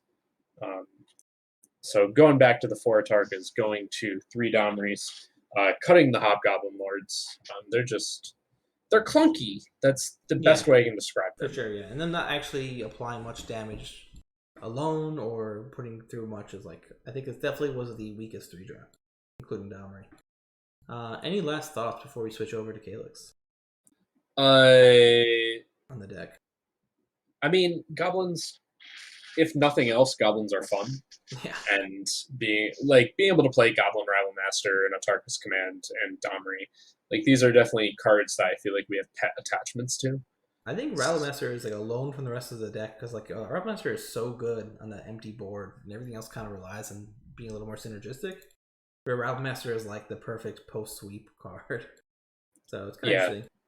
I think that too. There's probably room to like play Goblin Ringleader or Conspicuous Snoop in this style of deck, Yeah, that's not and a bad idea. Snoop and Ringler are both of them. Yeah, a little more grindy element of it. yeah, I don't think we need to be as sort of all in as we are currently. So, but no, I think that's I'm happy we got to play through this league. This was a lot of I've been complaining to you about some of the problems I've had with the deck. So being able No, to talk about it and show through it and really kind of try to determine more creative answers for how to get through it, I yeah, think is definitely a learning experience for some of these new brewers too. Like it doesn't always start with like a great set. Sometimes you put a deck together and it just works. Sometimes it takes some time. So that's what we'll do on these sessions here. All right, I'm gonna switch it over. alrighty. Sounds good. See if I know how to do this.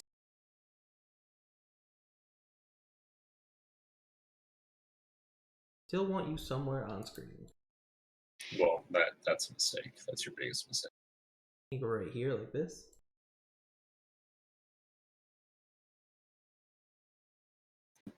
Be right back. Cool. It gives me time to mess with your face.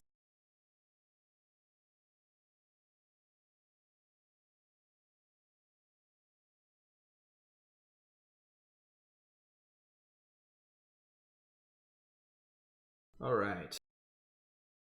See if we can get this going.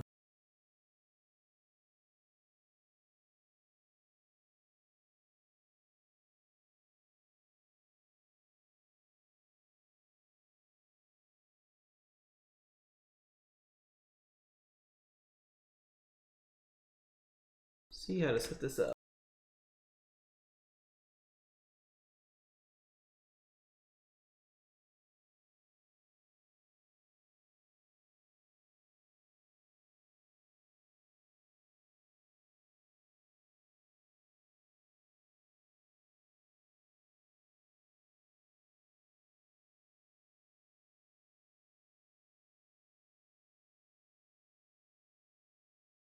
All right, I am back.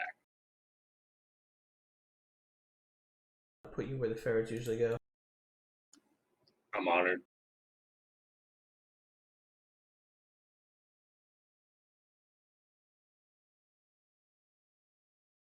When you have a chance, can you share your stream with me or screen? Oh yeah, for sure.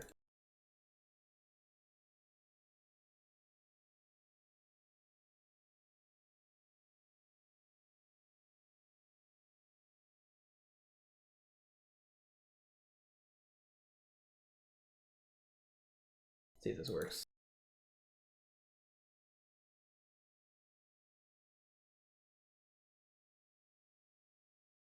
Test.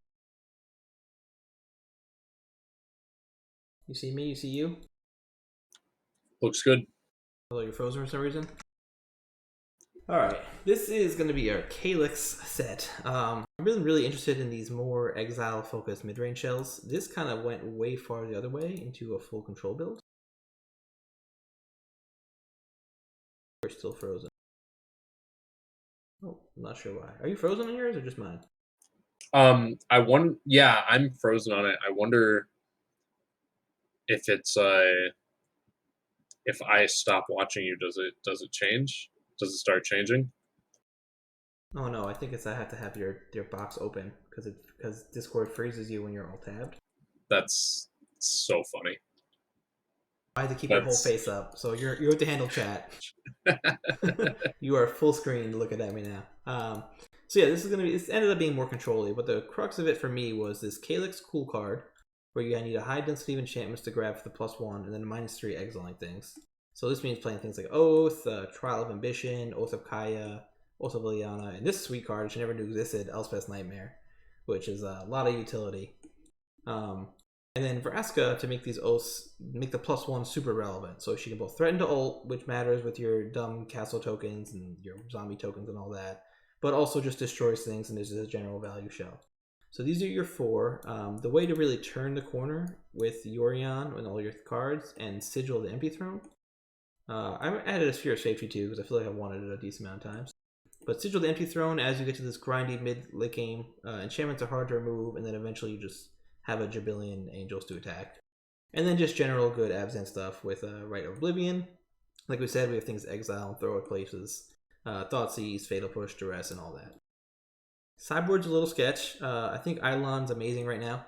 I've been playing Archon of Mary a lot. This card is just a better version of it and is also enchantment. Super hard for these blue-red decks to kill unless they're on Lightning Axe for Phoenix, and the one spell per turn shuts off Ledger, makes their prowess cards weaker. And in addition to that, this Arasta is just super same situation, hard to kill, but also just like as they storm off, you just get more and more spiders of reach. So you don't have a lot of creatures. You only have the 2 Yorion's main deck, so you kind of blank removal. And then the cards you do bring in against these blue-red decks, super hard to actually kill and deal with. Prism Realm, I just feel like I needed a little more things to deal with Planeswalkers specifically. So I think this is just the best thing I could think of. There's probably something better, but this dealing with Planeswalkers specifically and just value Scry 3 mana seems pretty good to me. And then also hitting creatures like Cavalier of Thorns. Catilda, this is the closest thing I could think of a good lifelink card for mono red. There's probably something better, but this is not tutorable for Calix. You can't grab it enchantment wise, but it is an enchantment from the graveyard, and it should theoretically be a 4/4 5/5 lifelink for 3 mana, and protection from vampires is just a bonus against black red and vampires deck. You also want some amount of haste removal for Winota and Manlands, so final payment's going to come in for that. And then Argyl's Bloodfast for the control mid-range matchups where I just can draw a bunch of cards because my life total doesn't matter. This is the basic first shell. I honestly have no idea how this is going to go because the version of this I tested was way different. I was on In Search of Greatness, which was a terrible card, even though Airwave keeps telling me to, and I keep trying anyway. It was real bad. I kept like having my 4-drops like come out for free, and then had 4 empty mana with nothing to do, and then just sat there. So I just threw a lot of In Search of Greatness at people with Rite of Oblivion stuff. But yeah, I think this is a decent spot to start jamming and see where he is. All my 3-color mid-range control decks have this issue where I get outvalued on lands. So we get grindy. So the only value lands I have are Hive, Castle, and Castle. And this is hard to beat like 3 Den of the Bugbears when you're on this kind of setup. So I think one of the interesting things to me about the way that you've decided to attack this deck is by not including blue. Because I feel like a lot of times that we see these enchantment shells historically is with Enigmatic and then taking advantage of Oath of Nissa and other cards in that vein, the sort of trying to maximize the like blue value tempo as you ramp into the more of your win cons heavy duty. You're trying to leverage it through more of a black green shell, which I think is a neat way to attack it, especially in this meta where it doesn't seem like people are really preparing for enchantments. I top 8 testing that theory, so yeah. I mean, I feel like Fable's one of the only enchantments that you see typically played, and people just it seems like people are willing to accept that as 2 creatures more so than an enchantment. So yeah, absolutely. Calix actually exiles enchantments too, which has been relevant for that specific card. And Vraska hits a lot. I think there's a lot of coverage here. I think blanking removal, like blanking a Fatal Push completely game 1, is pretty cool. But I don't know where it ends up. I didn't play these last time, but I feel like I need a little more card draw, so I went for 2 Treacherous Blessings. There's a chance I play these and then don't draw the 7 cards that sacrifice it, and then it just loses me the game. But we'll see. We'll see how that one goes. But yeah, I think it's in a testable spot right now, so we'll see how it actually ends up. But yeah, I think it's a really neat deck, and I think it's once again one of these spots that hasn't really been examined. So being able to, it's worth exploring if nothing else. Yeah, I also have no idea if I'm supposed to be on 2 Yorion's main deck, but there's been times where they get the Yorion dies or Thoughtseizes, and I'm like, it'd be the perfect draw right now. Another Yorion. There's a chance, we talked about Elspeth Sun's Champion or some more Value Walkers. There's a chance those are better. I just can't find one I really love or really interested in testing. A bunch of things that seem okay, but I just think this might be just the best version of it. So I don't think you're going to win a lot of games by attacking with Yorion, but a non-zero amount of them. Like, again, like Mono Red has a hard time dealing with this. Red Blue Prowess has a hard time dealing with this. So it's definitely there's definitely potential here. But all right, let's jam it.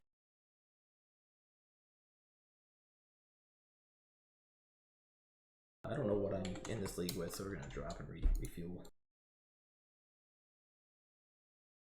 It could be anything though. It might be this exact list. Just don't know. I didn't think this deck would end up so controlling when I started working on it, but I guess when you run 8 walkers that basically do nothing but kill things, it's kind of how it ends up. Binding the Old Gods, we don't really have a way to take care of the Death Touch, but you get to sacrifice it. non-zero amount of times to draw a card. So it's been pretty good. Calix also just removing tokens for free with this -3 has been pretty good. So if you like stick it to a saga and the saga dies, usually they get it back, but they haven't with if you just target a token with it. A little light on win cons, so we basically only have the sigils, but we should get churned through the deck enough to get through it. So it's just planeswalkers and the sigils there. Freeze your face a bit to line everything up. Bam. Oh, it really does just freeze you when alt tab. It's pretty funny. It's a thing of beauty, man. Is that our new it's our new emoticon, Malkovich? John Malkovich? That's one of the only ones I uploaded. We have a bunch of ones that we can upload, apparently. That's really funny. This is a little sketchy, but I'm going to keep it. No white mana is bad for this Oath, but I think we have these two to carry us versus aggro, and then we'll draw into something versus control.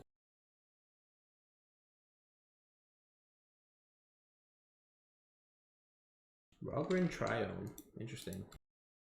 I was hoping it was something a little more aggressive, but we'll see how this ends up. This could be just Guy's Entity, could just be some control list. Just guys do make me say obscenities. This sure looks like Just Guy's Entity. Luckily, we have like the only cards in the format that kill Sylvan Carrington in turn 2. Definitely going to fetch white here end of turn.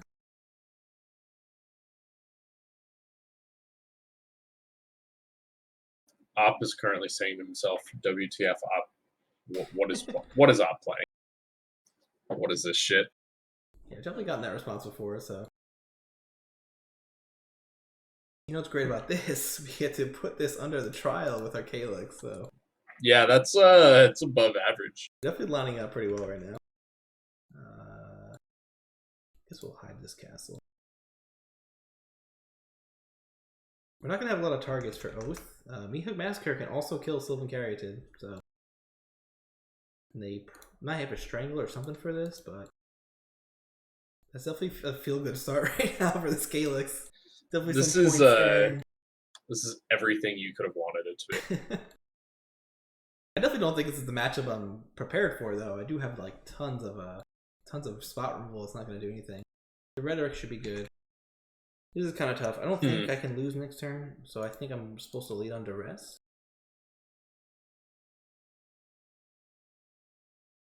Seer Safety, is that game winning?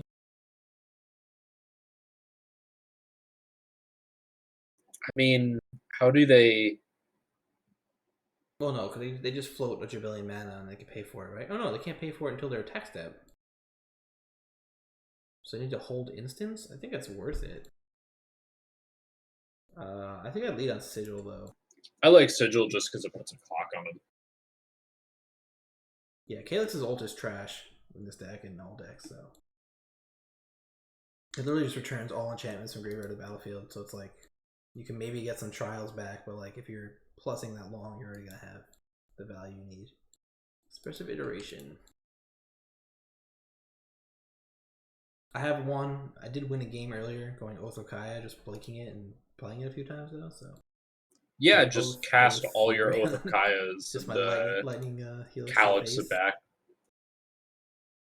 I wonder if I'm supposed to meat hook this instead of playing an enchantment.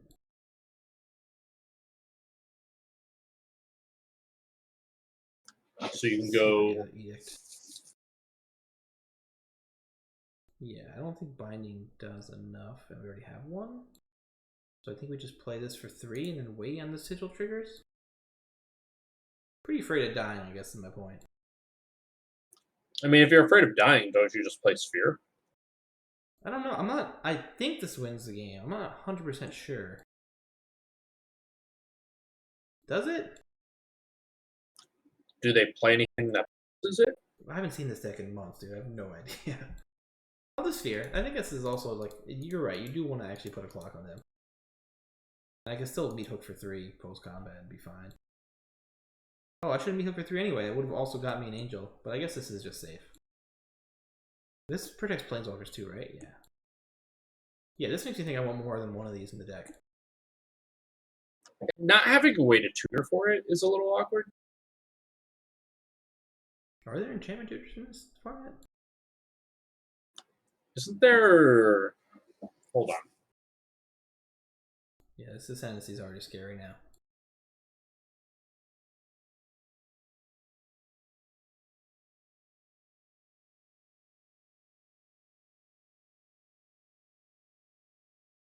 I guess we're gonna find out if I'm dead or not. You really just need to hold instance.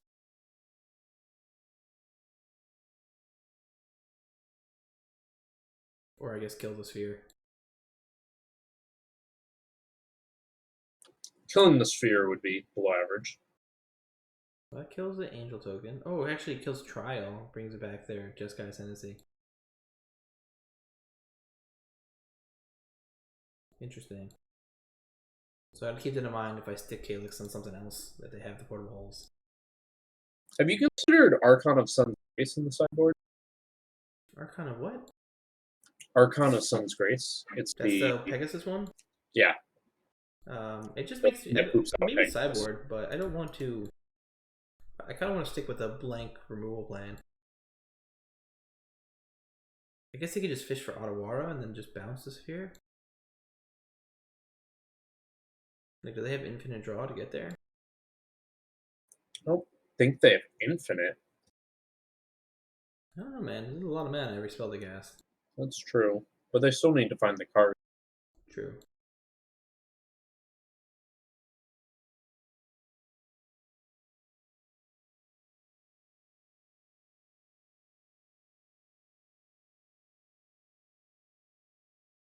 I'm just assuming they want to run Otawara too. I'm not 100% sure.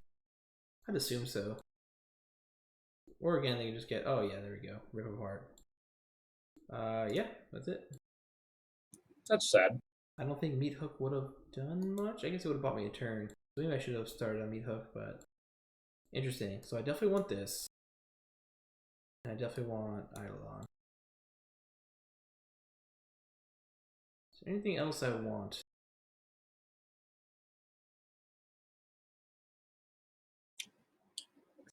Maybe I want Argos. Maybe I just don't want any of the spot removal. Like maybe Oaths are just bad. Kind of like the Edicts though against the Caryatid. The Edicts, I think, makes sense. These hit everything. Oh, Fatal Push is garbage, so cut those for sure. Keep in all the discard. Keep in Vraska.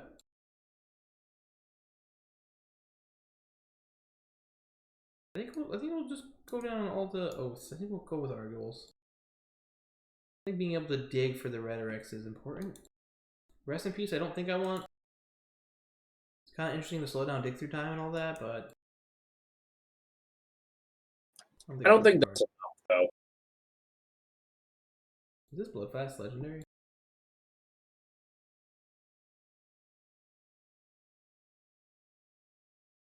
We'll keep this. Oh, I should have cut this. Actually, I guess this is a dress, so I'm gonna keep this and hope that we draw into white mana. But even any third mana for Treacherous Blessing is pretty good. I think I'm gonna wait on Thoughtseize. I think I'm gonna do it turn 2. I don't think there's any 1-drop I'm afraid of. I'd rather see more cards with my discard spell. And we do hit the white mana. So we'll leave Caryatid. Oof. It's a lot of iteration. Yeah, geez. I think I still take one. Weirdly. Over the Ascendancy? Doesn't this dig further for an answer to Eidolon? In the short term, but not over the long term, I think. I think I'm more likely to have an answer for Ascendancy by then.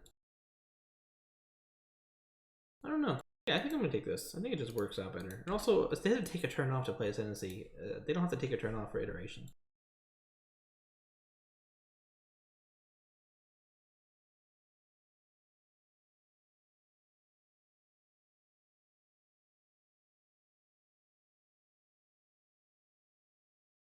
I guess Eidolon actually does shut off iteration. Yeah, they still dig 3 cards deep for their answer. Like even now, I'm thinking, do I go Elspeth for the Duress next turn? I might. Because they're not going to double spell next turn, right? No. Yeah, I think that's reasonable. This is such a weird card, but I've been liking it. I kill the Ledger, grab the Treasure Cruise, and exile the graveyard versus Phoenix. I know it's not always going to line up that way, but it felt great. It's definitely a card I don't think I've even really considered playing it in limited. I don't even know I knew it existed until looking up enchantments and Abzan colors. Spooky art too. It's the little Phyrexian nightmare for her. Alright, iteration down. I mean, you're only afraid of Phyrexians, just like you bitch. So. I thought about doing Elspeth Resplendent before I went heavy on the 4-drops because the +1 does nothing for creatures, but the -3 just pulls any permanent for 3 CMC or fewer. So just minusing and grabbing an enchantment seemed pretty decent to me.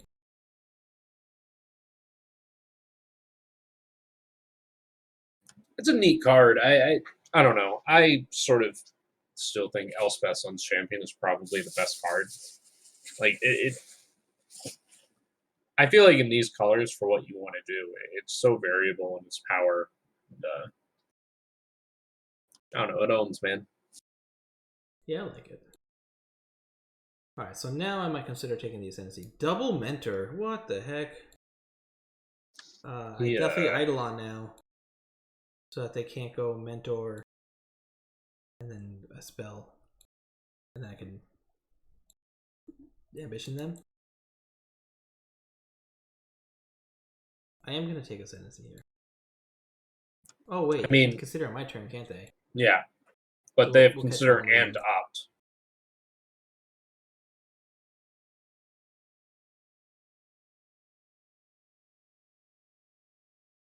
Yeah, I think I take Ascendancy here.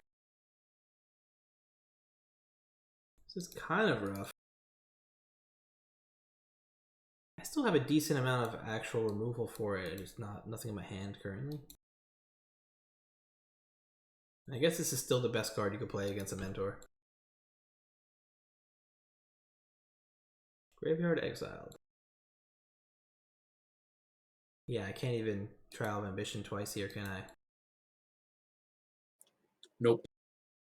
This is, yeah, it's awkward. I guess I'll do this. Then we'll set up to Yorion, blink some trials, and hopefully beat through it that way. Kind of loose, I know, but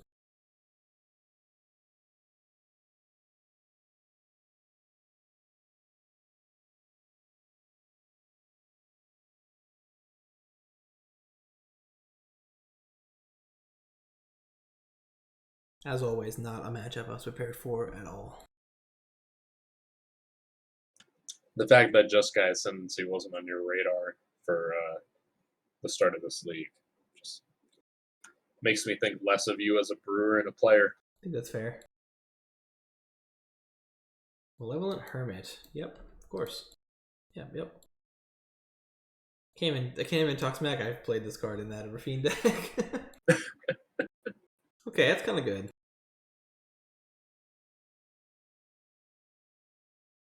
I think this straight up blanks Mentor, right?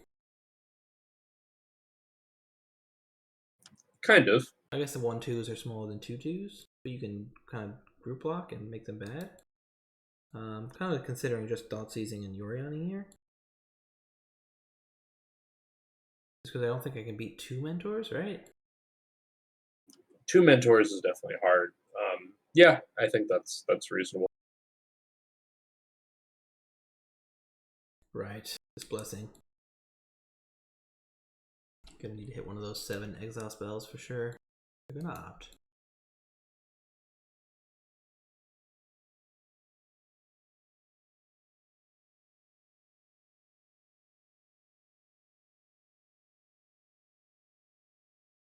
Yeah, our Thoughtseize hurts us.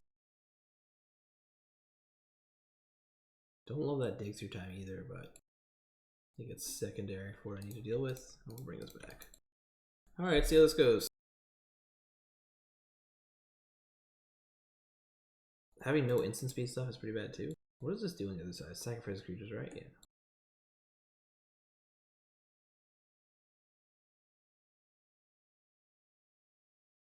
Looks like EI coming down. Yuck.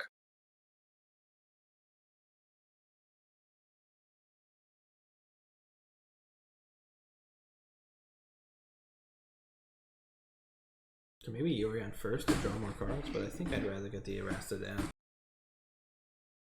Start making this combat math weird. Oh, and they can dig through time during my turn. Yeah, this game might be over actually. It's looking pretty rough.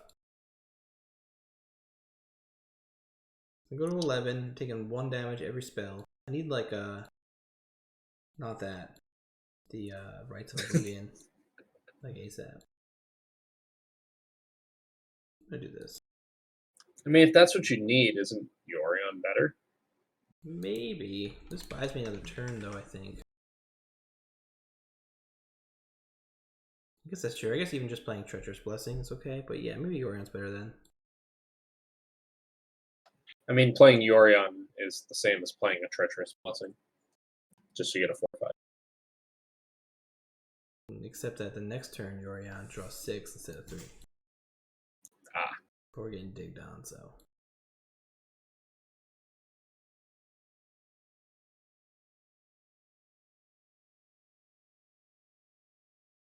This staring at 2 mentors was not a winning game plan for me. Although I do still have the you know what I really need is that Meat Hook Massacre. That's actually what I need. Yeah, just draw that. Draw that and win the game.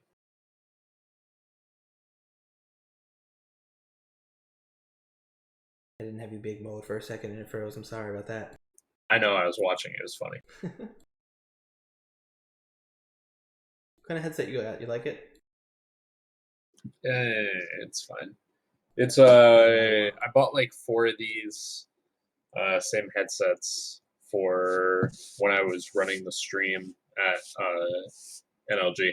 Oh, okay.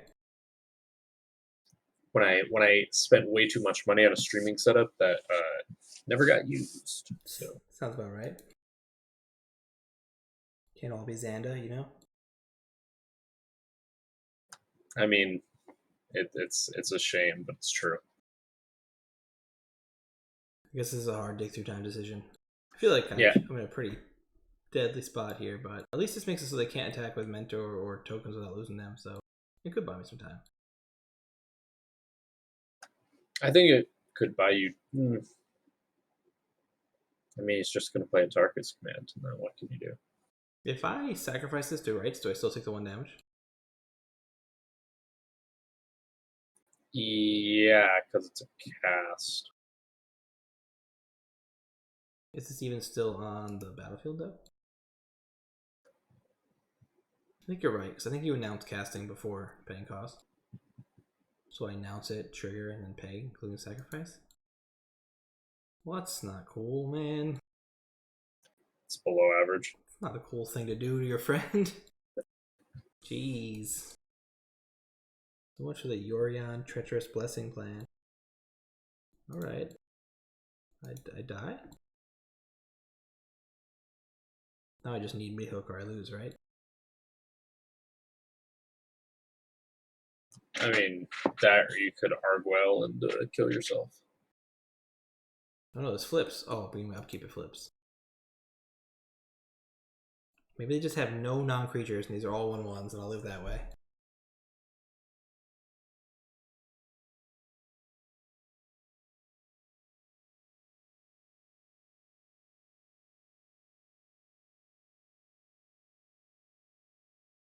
Oh, this flips back for 3 mana, doesn't it? This card was so fun in Rafine. That'll be the fun day Monday next week for sure. Me going back to that deck. Maybe I'll do the shadow version. Rafine's a cool card, man. It's just like, that was hard to build. Alright. Set 2. Alright, you won the first one and lost the rest. I'm gonna lose the first one and then win the rest. It's gonna be great. I believe in you. If I believe in nothing else, it's your ability to screw up a 5-0. I've won with dumber decks, it's fine. Decks, at least it's I think if nothing else, it's looking at the idea that we should try attacking from an angle such as through enchantments. Like they're just not really prepared for in the meta. So if you have any way to leverage Yeah, that, I think it's worth worth continuing to look at. I also just think there are other ways to like outvalue these treasure cruise decks than people are trying, and I think this is kind of one of them where it's like you can limit them pretty hard. Didn't you just play this guy? Rain Rush sounds familiar. It's possible. It could also just be that you're like, oh no, this is another stupid StarCraft player. Giganta, so I'm gonna assume blue red. I think this is a pretty okay blue red hand. Depends on the flavor of blue red, but I'm gonna start with the rest, and then we have turn 2 trial if needed. Sprite Dragon. So again, like these are just completely blanks. These are just dead cards against me, which is another reason I wanted to build this kind of version of the deck. They we have no targets for these except Yorion, I guess, the 2 Yorions. yeah, if that's all it's worth, it's not really worth much. And there's so many, like all the blue red decks run this tons of these cards, and then the mono red decks also are pretty heavy on it. I'm gonna not get cute, and I'm just gonna push this. If only because I want to save the trial if it comes down to it for Giganta. The argument against that is that there's a den staring on me at the battlefield, but I think it's okay. I'm gonna start with Oath. Grab 2. And then we can sacrifice this for Vraska if needed.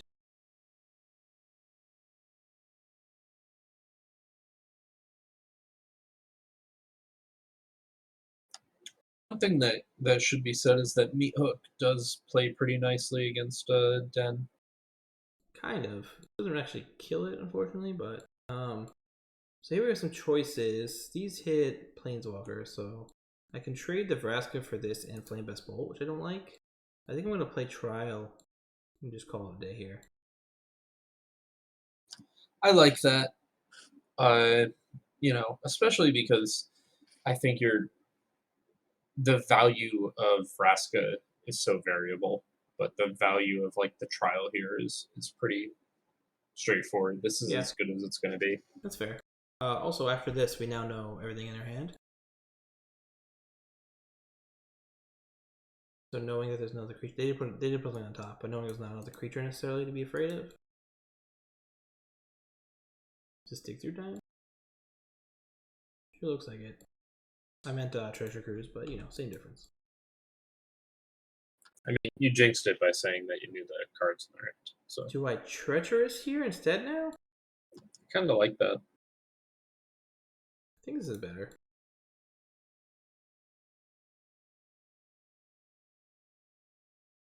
Because we also sacrifice this to Vraska. And I don't like Vraska plussing when they have the den there. Sigils definitely going to be... Oh, yeah. Both of those are great. Yeah, this is going to be a pretty good spot to be in. Sure. Consider okay. I don't think I push here. I think I'm actually going to hold it. For a den specifically. They bottom with the off. They drew the card with consider. I'll even shock to get this den of the bug wherever I need to. Well, now I wish I did it.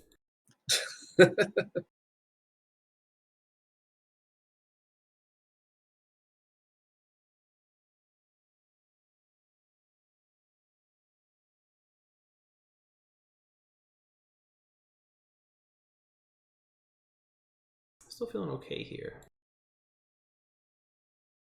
Another treasure cruise, sure. I'm gonna push this now. Yeah. Just to play around with top deck Spell Pierce. And then we'll Vraska next turn.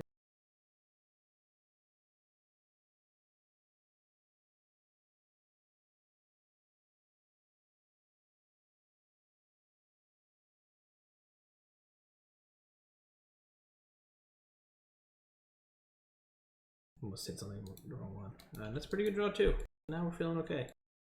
I think I just have to use this push on Dan the Bugbear, nothing else. Yeah. You have 3 cards in your hand. Although, no, this should hit Ledger next turn also. Okay, Flavis Bowl hits. Also, this plussing to 6 has been like very strong against these red decks too. If you're not forced to use the -3, it's been pretty good. Them pitching Reckless Rage when you have the Sigil is interesting to me. Not totally sure what to do. I think I start with Elspeth's Nightmare. Yeah, I think that's reasonable. Even if they like blanket, I think it's fine. I don't really need. These are hard. This is just hard to deal with. Cool. So the deck that we look to attack, we did pretty well against game 1. It's good to see. I'm gonna bring these in and still Rasta. I feel like I'm gonna bring these in a lot today, but I don't think I want Catilda. Final Payment's kind of interesting. I think I might want those for manlands and just extra kill spells. I wonder if I'm not supposed to want the Treacherous Blessings in this. I think that they might be more okay on the play than the draw. I think that's fair. I'm gonna cut Duresses, but keep the Thoughtseizes in, I believe. I like Rest in Peace against every blue-red deck except this one. Even this seems pretty good. They did just Treasure Cruise twice. Yeah, the issue is when they have like the draws they had against you, where they go like 2 1-drops and a Sprite Dragon by turn 3, and then it's just like, great, I have Rest in Peace while you Expressive Iteration in my eyeball. Yeah, but your deck also plays removal. Yeah, I guess that's fair. I just don't think that's like a 1-to-1 comparison. I don't think I need Yorions, because I shouldn't need double Yorions as a deck, because they're not going to remove things, they're not going to Thoughtseize. They might Mystical Dispute 1, which is fine. Calix is great, Binding is good, Oath's good, Oath's good. Elspeth's Nightmare's good. Everything is good. Maybe I do cut these. Is right too slow? I don't know. It's kind of just like blanket removal though, because like I'm always gonna have Oaths or something to sacrifice. I would think. I guess we can. Do you want to? Do you want to go down 1 Sigil? No. Maybe in the future. I think I want to test this. Maybe Sphere of Safety is pretty bad here. I think I want to test 3 and see how it feels in this 80 card deck, because I kind of need them. When I did 2 of the other card, the Hollowed Haunting, it just didn't feel like enough in any matchup really. Where a lot of times I'm just spinning my wheels with removal, not doing anything. I think maybe I'll cut the Thoughtseizes after a second thought. I don't know if I need discard against this deck. It's nice to play around like some counter spells and maybe grab a creature, but I feel like you're more worried about the Treasure Cruises and stuff though than that. maybe. So you're saying keep these in? I'm saying that the cards that I think you're prioritizing getting rid of with Thoughtseize are wrong. I feel like the way that you lose this game is if A, you're not able to answer their early threats, or B, it drags out and they just get more draw value than you when you don't have Blessing in or Argwells.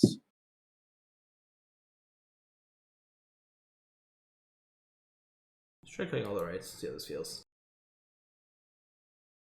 I have my own Treasure Cruise doll. It's called Treacherous Blessing. Yeah, it's in your It's sideboard. in my sideboard. Which Yorion should I pick?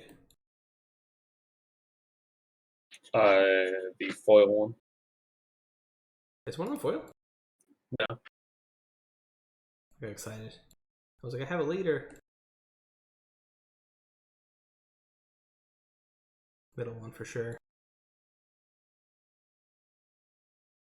This card should have cooler art for how prominent and powerful it is. I mean, it's like a Sky Swan. It's like a bad Rayquaza or something. I'm gonna keep this. I think having 1 piece removal and the Oath is okay.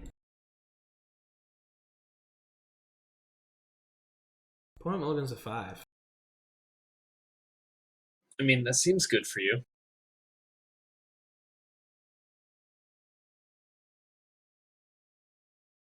I wasn't gonna Fatal Push a turn 1 play, but now I kind of want to. I guess I'll still Oath. Hopefully hit a Planeswalker here.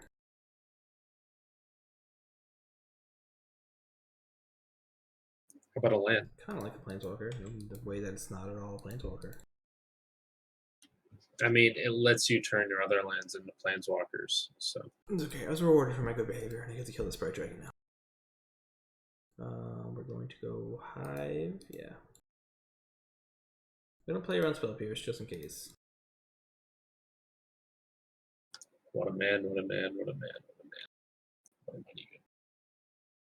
Man, is there ever a better mull to 5 than the things these blue-red decks are capable of? Expressive Iteration. It's the best card in Magic the Gathering. It's like Prowess Creature into Sprite Dragon, into EI, into Prowess Creature. Brutal. Alright, I'm gonna have this Prison Realm. And that's also just a great follow-up. So my draws have been live as hell. I mean, you get rewarded for playing cool decks. It's actually the streamer lock, dude. Put it in the bottom. Oh, I had to shock for this Erasta, but I think it's fine. Another expressive iteration. You must also be streaming.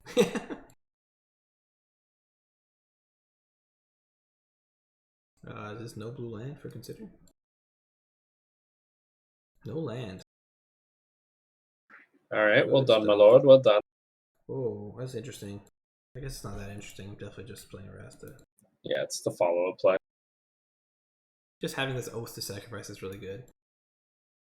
I think there's probably a more creature focus, like you were talking about, with the Enigmatic, using that Oath of Ajani. That card's pretty legit. It adds counters to all your creatures, and then your Planeswalkers have more loyalty. Not great when you have no creatures, but...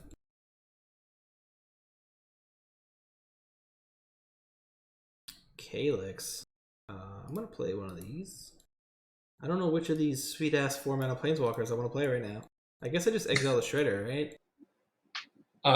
Under the Prison Realm? I just stick it to this Prison Realm, yeah.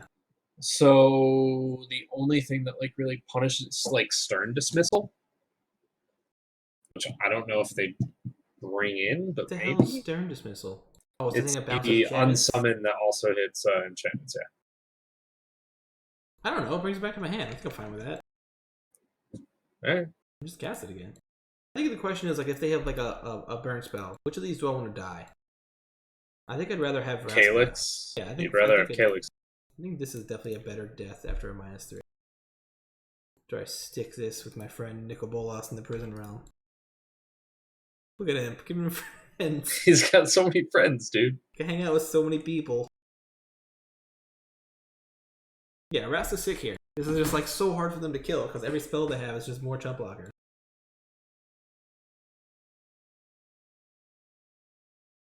Good old Ledger into Concede. Alright. On the board. You did it. That was a very resounding victory, it felt like. It felt like this attacked the blue-red deck exactly how I wanted it to. I think you're right. I think we might be a little too dense on removal. It just feels like I have nothing left to cut, so it's like I guess I'll start removing removal spells. But that's kind of dumb to have extra removal spells in your sideboard while also removing them.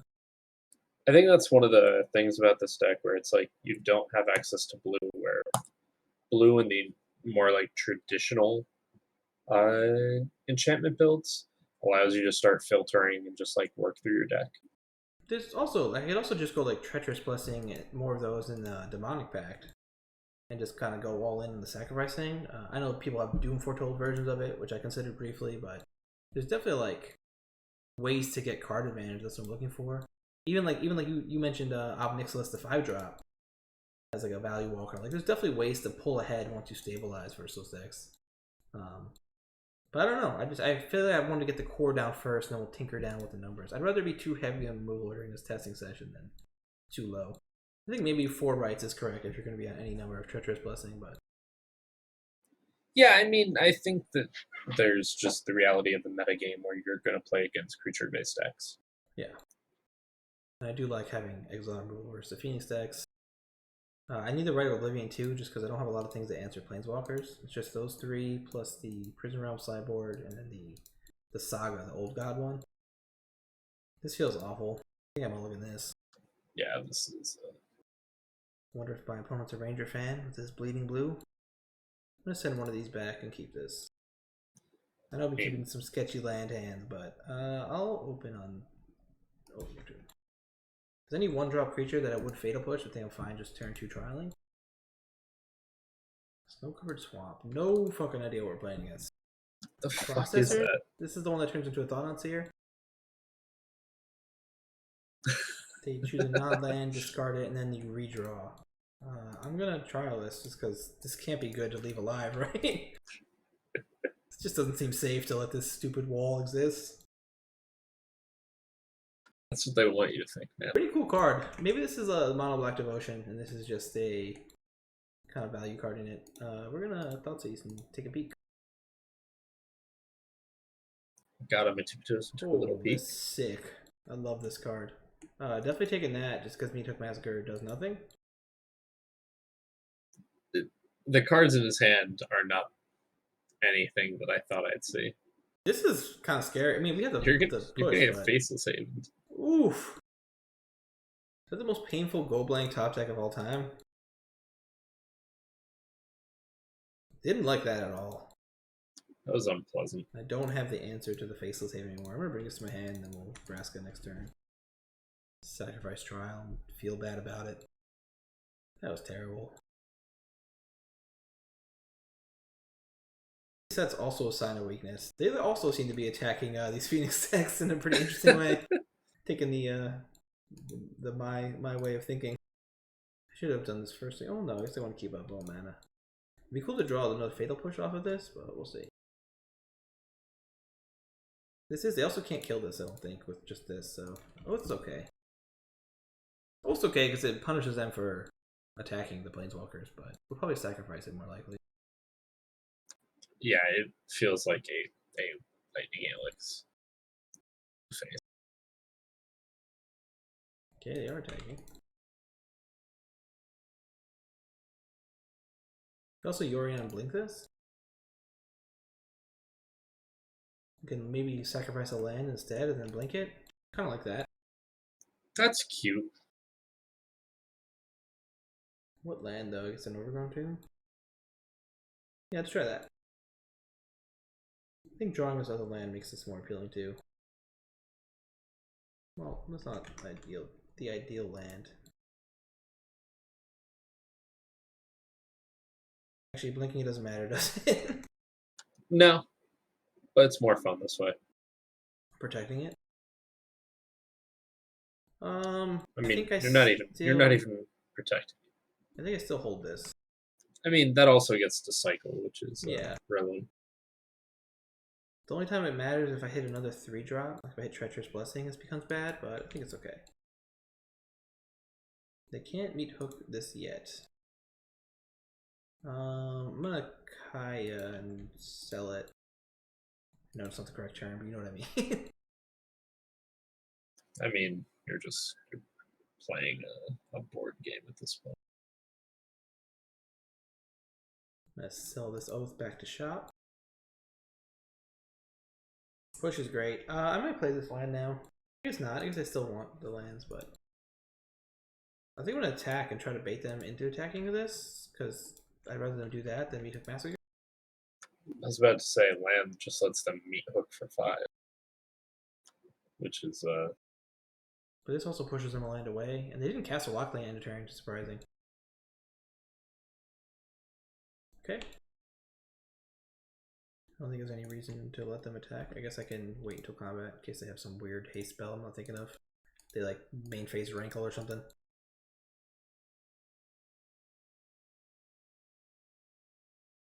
Totally forgot to upload our Stream Decker, but that's okay. unbelievable. Heartless Act, okay. Guess I just cycle this first. I'll play a land first, just to make my mana a little better.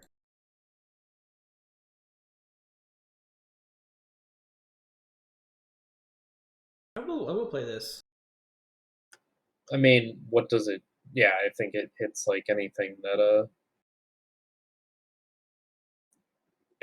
Oath would. Yeah, Oath is going to clean up anything Sorcery Speed, and this gets me a Duress next turn, and then maybe stop some graveyard nonsense. I mean, you can also just cash it in. Whoa! Oh, I guess we knew that. What am I talking about? What a weird list. So many snow-covered basics. I guess with 4 Fable maybe makes sense, and just a very light white splash. This card's kind of cool. Maybe I want to play this somewhere. Okay, they take this and I redraw. This is not a good card, I don't think. I've considered it before for some lists. It's like, oh, what's a versus modern actually? Because like, oh, you have a 0/4 that blocks Ragavan and then also has upside later, but definitely taking Fatal Push, I guess, just for this Hive. I guess trial and then sacrifice it. I think that's fine. Kind of want to just bind the old gods anyway, though, so it's kind of weird.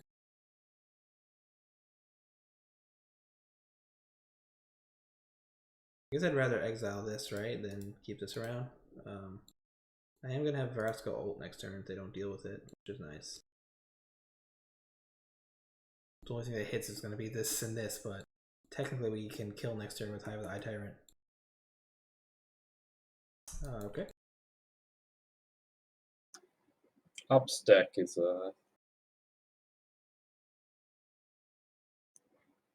you know, just bless their heart. I'm going to do it. You don't not go for it here, right? I think you always go for it. And I have the emblem still, so it's like I'm still going to have the ability to use these dumb tokens. This is my first Vraska kill if it goes through. No! What a bad guy! What a bad human being. So and rude. my Vraska dies. That's terrible. What a disappointment. They had 2 draws. They revealed one of them. The other one was Fatal Push. Jerk move for sure. I guess I'm supposed to binding this. Oh, I guess I'm supposed to binding that. Well, I can do both. I think it makes sense to do this because you have to do 2 tokens to get through. Or I guess I should have made 1. Yeah, I'm wrong. I should have made 1 and then killed because I could have made it end step. Yeah, well, now you're not letting them gain life, so it's fine. I really want this Vraska kill. I want you to be there for my first. Pride comes before the fall.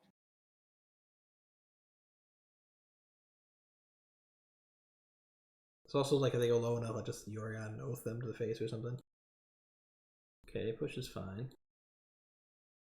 I'm gonna take Temple Garden. Yeah. Temple Garden because they're likely to be on Urborg and so am I. So small points, but give me a little better mana. I have to sack things too, Vraska.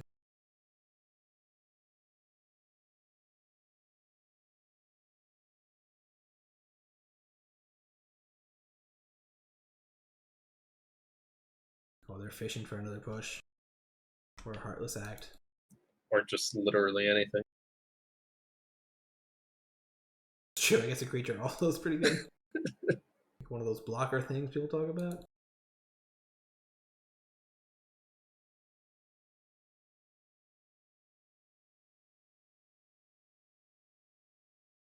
Come on now. What a bad, just a bad guy. Am I supposed to duress here? Yes, absolutely. Why? What am I looking to hit? I'm kind of curious what the other card is. Oh no. That's okay. I can do this all day. It's fine.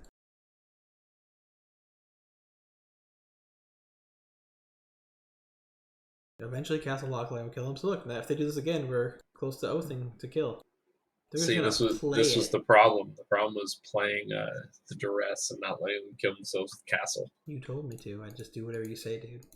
That's a terrible decision.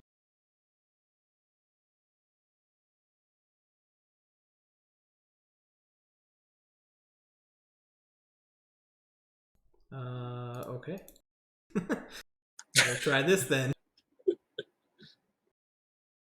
mean, this time it has to work. They top deck exactly exactly instant speed again. I guess they have another draw here for it, but just don't do this. Don't do this to me, Bleeding Blow. I mean, he's gonna die from lethal before this. I'm gonna be so mad.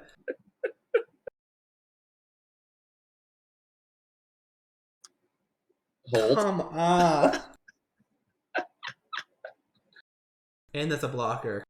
This is so disappointing. This Gain is life. this is the funniest outcome. This is so dumb. Just kill him with Oath of Kaya. This is basically my combo right here, dude. Oh man.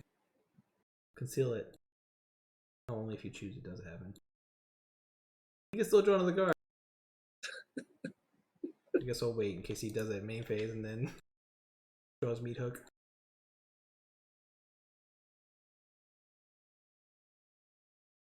I could lose. If you do, it'll be worth it. This is a decent amount of clock here. Well, that's pretty good, I think. I don't want to even do it though. Why not? So annoying. If I could win this game with an angel, I'd be so mad. This is bullshit. I have to win with your card. This is so dumb. I get to gain life. Just gain the life. That's what you should do. Swing with this. Gain life.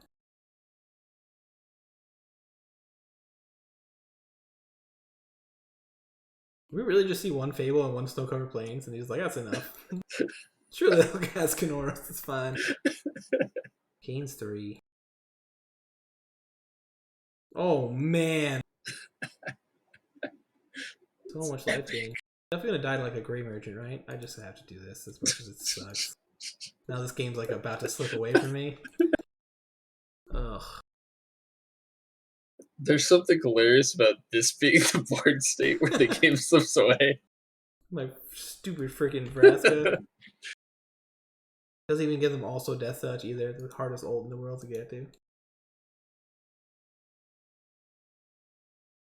He's just like, I gain 4 turn. I will block.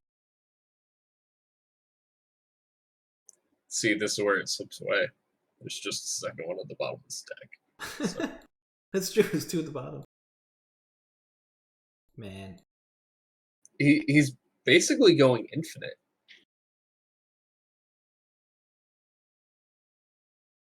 That's all the fatal pushes, right? Only 3? It's not what I want to see. It's a bad draw. Yeah.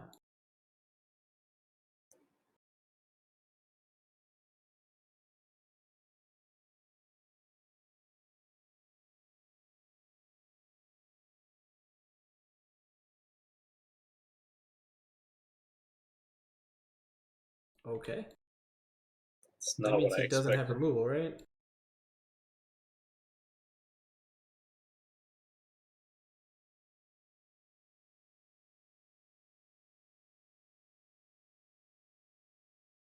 I'm doing it. I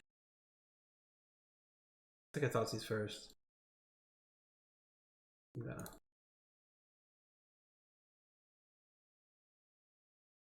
Kind of figured that, but I still think it's only costs 1 life, so. I mean, why would he do that?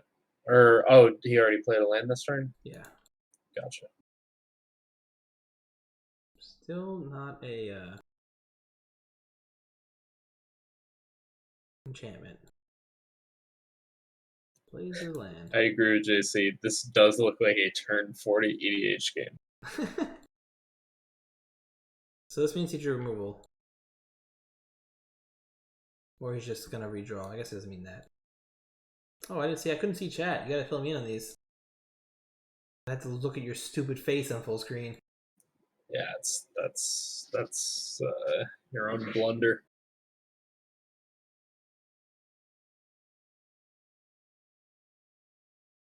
I'm gonna swing, right? I don't just play around this. That's the best thing ever. I mean, I guess that's fine.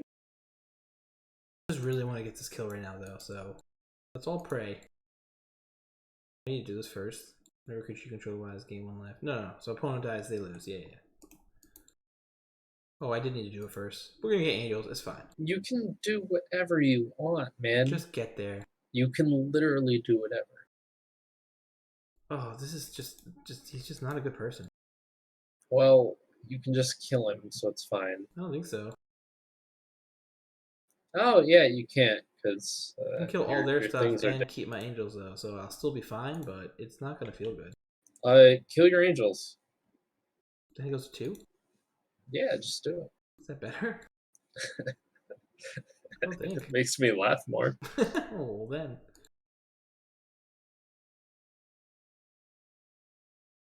Look at all this value. Oh, man. You usually gotta pay double for this kind of value. This is peak Magic the Gathering. I can't believe I'm not gonna kill with a stupid Vraska token. I think this is just proof that you should never ult your planeswalkers. Watch him sign and let himself to kill himself and just deprive me of it. Oh, beautiful. Oh, How is this? That was only game 1. man. I can't believe that will never connected. Alright, so what are we doing? I think we bring this in just because we saw the Eitherborns. This protection for vampires. Pretty fun. What else? This is probably good. I was about to say, Blood Feast seems like not exactly what you want to do, but it's good. You can make an argument for Rasta. I was like, this card's like, I keep talking myself into it against these other mid-range decks. I'm like, Black Red has to spend a spell to kill it, and then it lives. Like, it's the stupidest reasoning of all time. Then it's a 1/2. Wow. You're paying 4 mana for a 1/2. It's like the worst Penumbra Spider of all time. Like, it's a 3/5 that replaces itself. It's awesome. Both seems good because they play a lot of 2/3s. Do you not see this card's border? Way prettier than Penumbra Spider. They definitely have Grey Merchant, right? I would think so, yeah. Although they didn't see Nykthos in their 38 lands they drew, so maybe not. I definitely want to rest and Thoughtseas. I'm sorry, you're just jealous that their Field of Ruin proof? I figured out the way to beat all of these, I'm gonna bring these in for the Faceless Haven nonsense.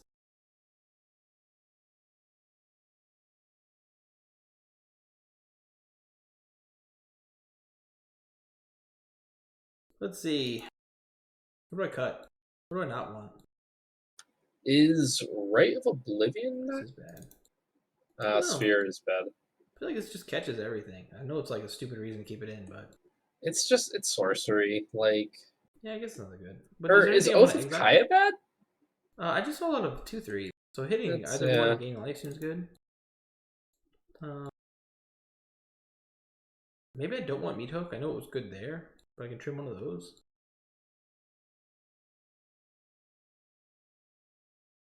Maybe I don't want to rest. Maybe we saw enough of creatures that's not perfect.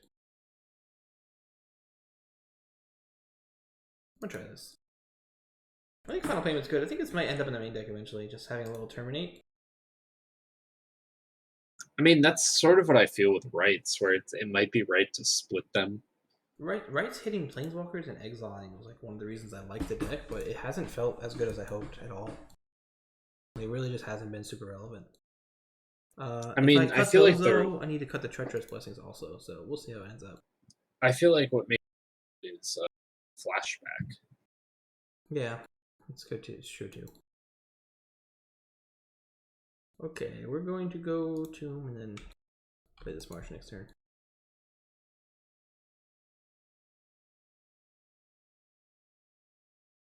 Like here, do I? Oh, I guess I'll do that instead. But I was gonna say, do I just jam? Did he let you go first? Wait, did he?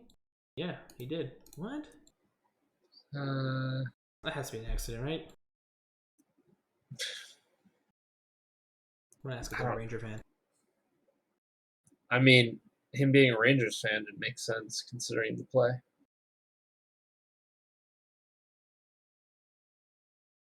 I'm just gonna play this Calix.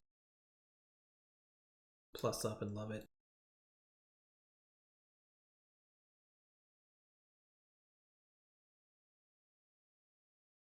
I'll take this Oath of Nissa.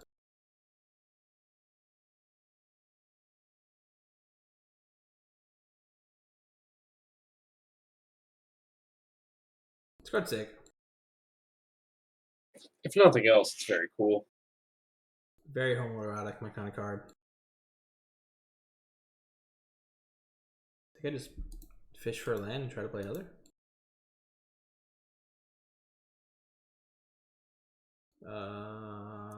Nice land, nerd. I'll do this. Sounds fun.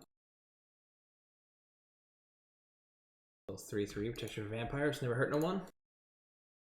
I mean, it sounds like it hurt vampires.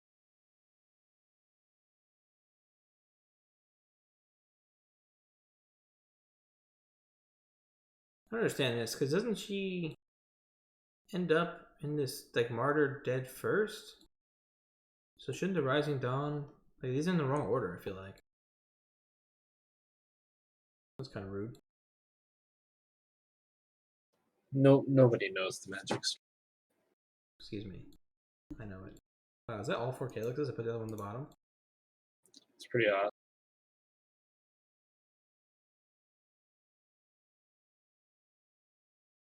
Solid, solid. You were just getting rid of those non-lands. That's the other Yorion too. Gotta keep that in mind. It's the bottom. It's like Fable Passage.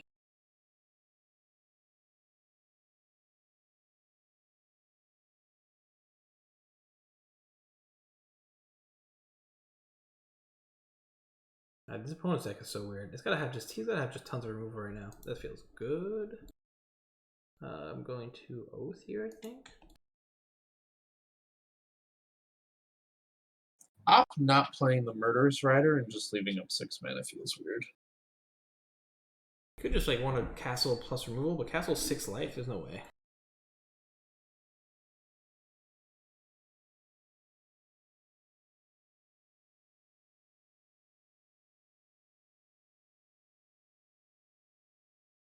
Sure. I don't think I care about Meat Hook or the other Calix, right? Seems right.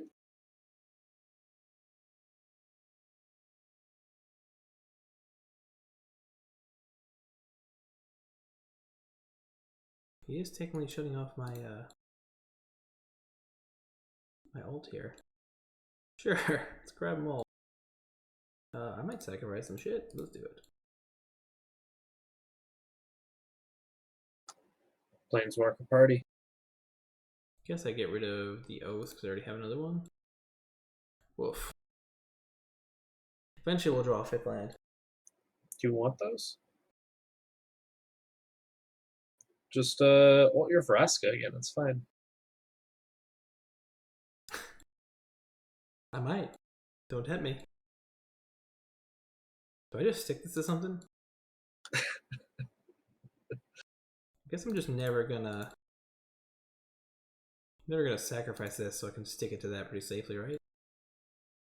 I mean, it's the one that's most likely to get killed. What are they gonna use? Feed the Swarm. Oh yeah. I didn't like that answer, so I'm gonna pretend it didn't happen.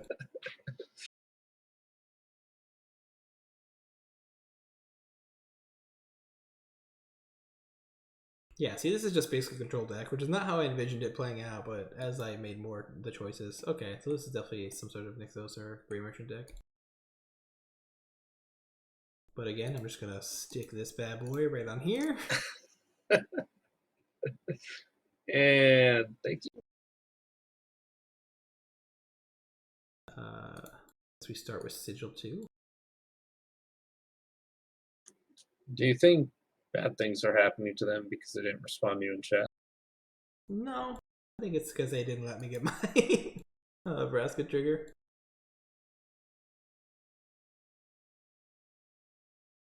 Alright, next turn I want you to take your Vraska and sacrifice your Sigil.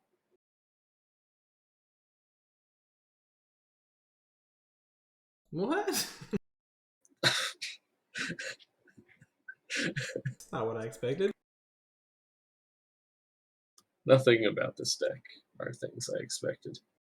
Guess I take 2 from this no matter what, right?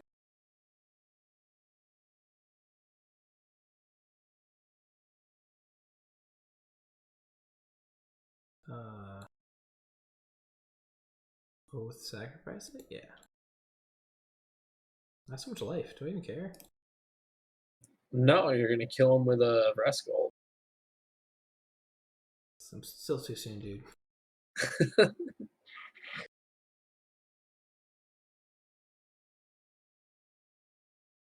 I mean, I might. I hope I do. Am I just walking into a massacre right now?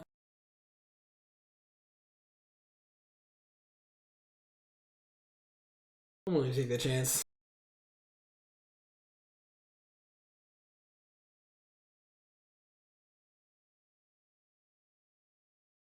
They're just like straight up massacre control. I'm just gonna trespass with curse and Underworld Dreams. Is white literally just for Caneros? That's so crazy. Probably like Rest in Peace and sideboard too, I guess. Bontu's Last Reckoning, sick. Sick, sick, sick. Definitely have to ult this because if I don't get it, I'm gonna kill myself. Oath.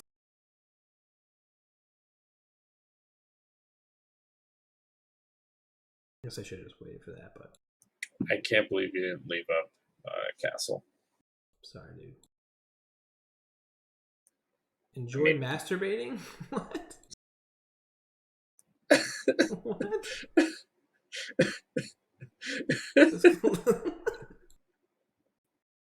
What does that even mean? I can't even respond. Alright. Okay. Let's go game 4. Enjoy masturbating? I'm gonna name the VOD that. We'll put it on YouTube. Calix control. Enjoy masturbating?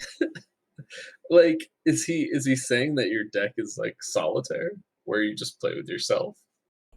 I was doing stuff. It's not my fault you have no creatures to sacrifice. Damn. No, you just play with yourself. You just Vraska ult and never I use it. guess. Like enjoy solitaire? What? He was playing Underworld Dreams. Trespass's curse deck. Yeah, he was trying to destroy the meta. You're just out here masturbating. I'm sorry, I guess. Damn. You're the Louis C.K. of Magic the Gathering online. I asked first, I guess. I don't know. I mean, I don't think you asked our opponent. Anyway, the sigils feel good. Definitely turns the corner a lot faster, even though it comes down a turn later than the other one. The Hallowed Haunting. It didn't matter there. I don't think I mind these Yorions, though. I don't know if they're better than an Elspeth, is my problem with them. Yeah, it's possible. Especially if you're able to keep Vraska ulting. Yeah, obviously if I Rascal twice in a set, it's probably better. We'll keep this in the back of this Oath of Nissa. This is pretty weak to an aggro hand. Looks like black-red mid-range. Thoughtseize away, my good friend.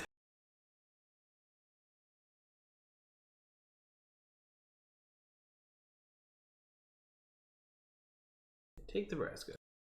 I draw the Vraska because Moto, I swear, I know it's like a meme, I swear the Thoughtseize bug is somewhat real. It definitely, like, this happens way too many times, both for me and my opponents. There's no way. Yeah, you don't understand how streamer luck works then? I guess, even off stream though, sometimes you're like, oh man, I really needed that card. Oh, there's another one right here. We're gonna Oath. Oathers. Sure. It do be Oathers in there.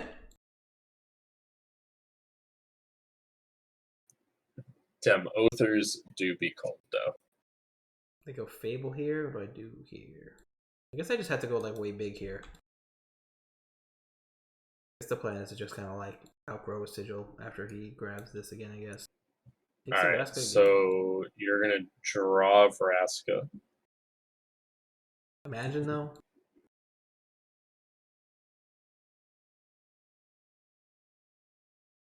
Castle.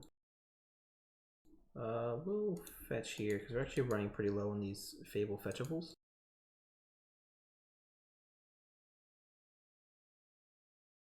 Maybe I was supposed to just put Yorion to hand. I have 2 5-drops anyway. Okay. Gotta stop flooding out here, but it doesn't seem terrible position. Like Calix here is pretty good. Oath is pretty good. It's not quite Calix, but it's pretty good.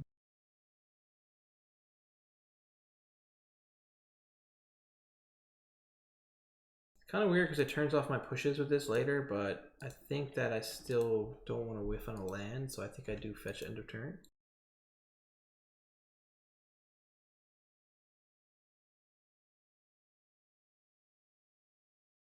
kind of close. I can see them just like saying, "Hey, it's okay if I draw the swamp because it's just gonna sacrifice it anyway." But all right, so we definitely sigil here. Sigil's above average. This is again one of the reasons we're on this deck. It just shouldn't be. It shouldn't be a card they can beat. I know it's like it sounds stupid, but it's like I don't know how they do it. They basically have to kill me fast and kill all the tokens coming out. And there's the Fatal Push to punish me for my earlier statements. I'm gonna do this for 3, and then this is only bad against a Stomp Giant, but I'm fine with it.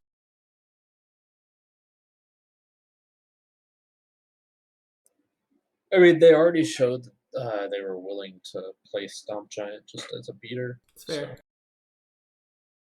Fine with the push. Push kills anyway. And Meat Hook actually starts doing some work now, so they should have pushed it while this was still in stack. Save themselves a life, but not everyone is an adept sigil of the Empty Throne Beat Hook combo avoider. Here's my punishment for that Fable Passage comment. I can bring Yorion to hand, but I think I want to wait until I can do it in the same turn. Just to play around Thoughtseize, that's pretty good. We'll just do that. Yeah, I guess that's fine. But you're giving up Castle, man. This isn't grab enchantments, right? Correct. No. So we're gonna get rid of this. Kind of tempting to just get rid of the push, but I think I do get rid of this. I mean, it's a huge non-bo with your Vraska ultimate because Castle is never able to actually create attackers. I should have actually got rid of the push because I could have played Ardenvale and brought Yorion to hand, which would have been a better turn. Fable comes down.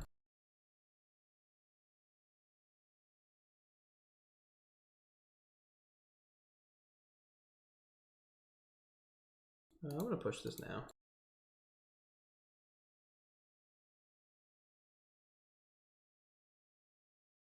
Yeah, this is I might have a Thoughtseize still. So I could have waited longer, but they have 2 cards in hand. Like, I don't know. I they also get more draws here. They know what's in my hand, but we'll see. It's also Kroxa and K Command to be worried about, so maybe I should have kept that Blooming Marsh in hand. Well, yeah, there we go. So I probably should have kept this in hand knowing that they were on this. K Command's less rare main deck, but it is played. It's definitely something to consider when you're playing a dumb land out for no reason. I don't think we're in a bad shape. We still just need a top deck enchantment or planeswalker, but we have exactly 2 draws to do it. 1 draw to do it now. Well, that's just about as good as it gets, I think. Yeah, that's. I guess that's okay.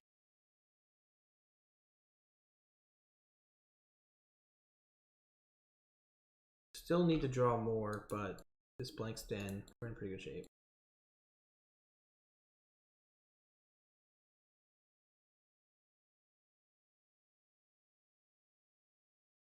They're a little close to Croaking again, just a little worrisome, but it's not great. I'm going to keep it in my hand this time.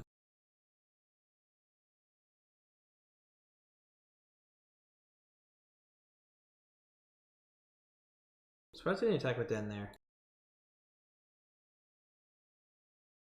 Seems like a free 4 damage.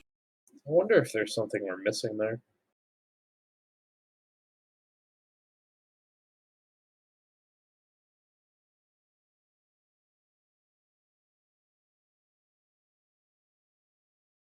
Okay, bait the Thoughtseize.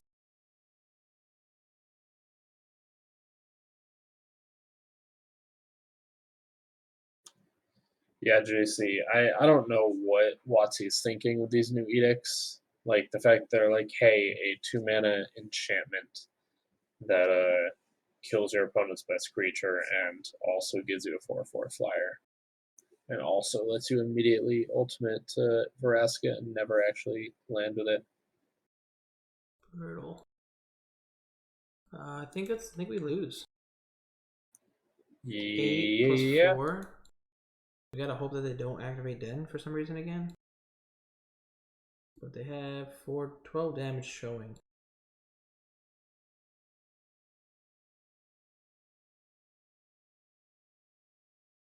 Okay, looks like we're dead. Alright. Pretty weak draws there at the end. That's disappointing. Both would have been good there too, because I would have grabbed that into Calix. Damn, one draw away. That's okay. Alright, so I want to keep these in here. I think you want Rip, given that we saw. Only really Croakster, right? I don't know if that's worth bringing in. Maybe. I mean, it also blanks the werewolf. There's so much exile here, though. With this in Prison Realm? Maybe. Put it over here. I think maybe. I definitely want all the Thoughtseize out, right? Argwell seems good too. Oh, I like that, yeah. Maybe I want Final Payment. Do I want this just because it stops the 3-2? Kind of turns on removal, though. I mean, are they going to have removal in the deck? I don't think they can cut enough of it. They're going to have Dreadbore for sure. Heartless Final Payment's probably better. Maybe like this. That seems fine.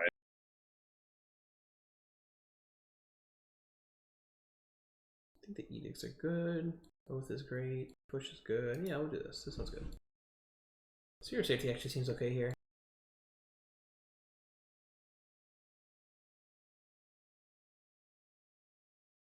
That's not great. I guess I always forget to look at these. Like maybe I probably should have cut these. The only think they're Fable. fine. I do like the Rest in Peace here though. Now that I'm seeing it in action. I'm gonna do this first, return to Rest in Peace. Yeah, this is just showing off Croakster. Croakster is also like probably one of the best cards against us.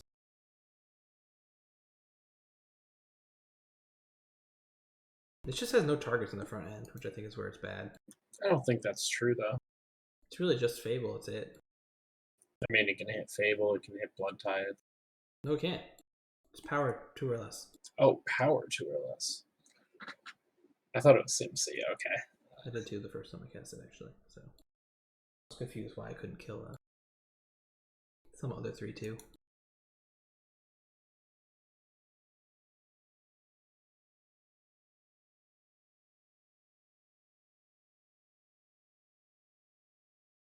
They take it, so the fuck do we know, huh? I'm just gonna play Rest in Peace.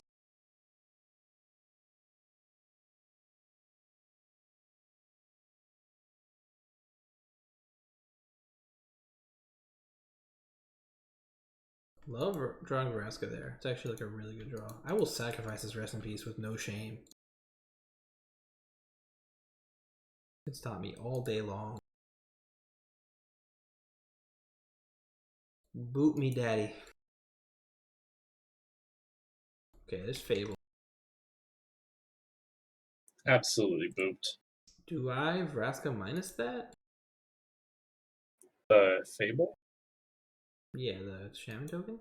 Oh no, I the mean, Fable don't itself. you trial the token? It's kind of mana inefficient, right? Oh, I guess I get to Yori on it next turn though. Or the turn after I Vraska, maybe? We'll do this. Well, I'm thinking that you can Vraska the Fable.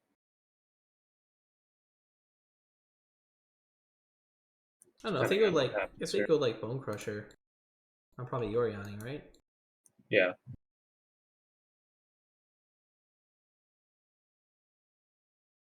I like that this Duress is like a completely different flavor than the other ones. Dreadbore goes down, which is nice for my hand. So many of them are like needles in the eye and shit. This is like, oh, he's alone at sea. Duress to death. In real Duress. Well, I hate that. Man, Calix is good here too.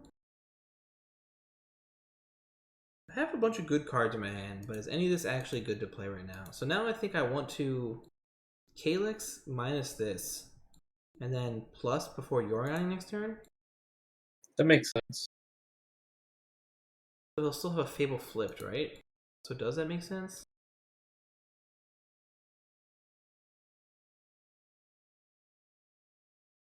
Both of these answer the Fables, and I'm just not able to without them dying. Just kind of a weird situation.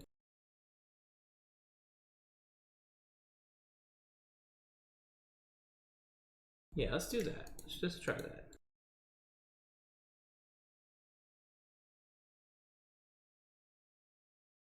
There's a clean answer there. They'll get to discard and probably stomp this or something, but then we can still Yorion.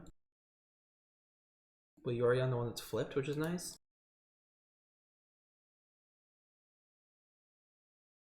It's obviously bad if they do something like stomp plus play Blood Teeth and then flip, but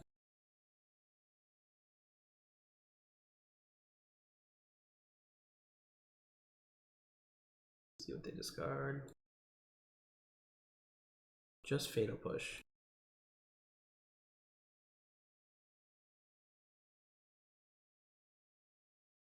Yeah, this is bad now, I think.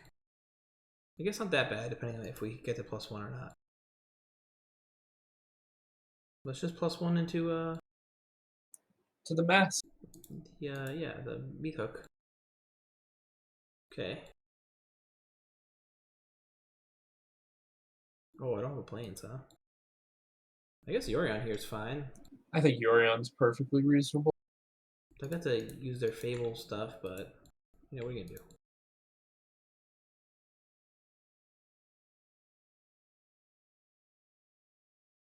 Calix at 4 is fine, because this means they have to sneak a Bone Crusher through, which they just sacrificed, so they can Blood Teeth copy to give this minus. Oh, they can kill this with this, can't they? Oh, no, -4, -4. Unless. Okay. Now this is bad. Well, they can only bring this to 1, right? Weird game. Our value engines are not matching up super well versus Fable. This card's so good. It's just like cures all problems in the deck. Yeah, the card's insane. I think I had to kill a Fable before these Blood Teas, which suck. If I had a land, I guess I could do both, which I do. I'm gonna plus first. I guess I should have scryed first, but it doesn't matter too much.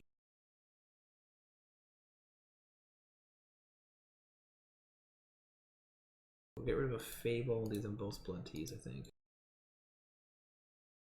Bottom for sure. Yeah, now we're kind of at the mercy of top of our deck, which is not a good spot to be against this deck. Especially when they have 2 cards in hand and 3 blood tokens. You do have Castle, though. Yeah, that's true. It's a valid point. I don't know if I'll time though. Like, they're gonna keep these around. And this fucking third Fable. Yeah, that's not great. I think maybe I was supposed to sacrifice one of these Planeswalkers earlier in order to just answer a Fable cleanly, but got a little greedy.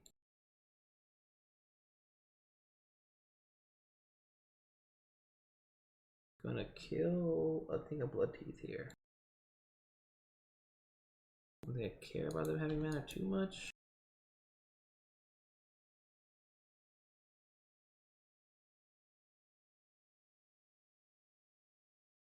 This game 2, and I'm down 1, right? Yep. This is a little upsetting because this is something that we thought we would be geared well against. So far, it doesn't seem to be. It seems like their value engine's a little more consistent and powerful than ours. I mean, you've also just been getting Fabled, which is not great. It's the best value card in the format. It's a good point. Oh, I can't even cast this because I tap wrong. Did I tap wrong? There's no way to tap right. Upsetting. Guess I just Oath again.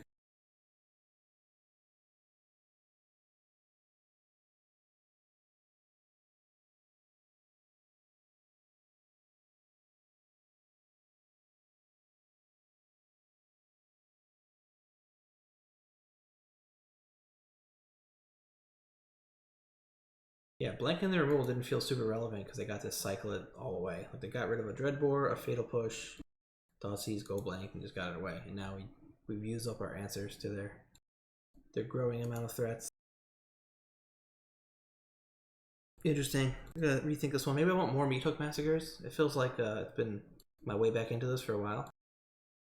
It's a good card, man. And like being no creatures, like having the enchantment sweep kind of makes a lot of sense. So maybe I'll go to 4 of those in the next attempt. Well, I'm not mad about that.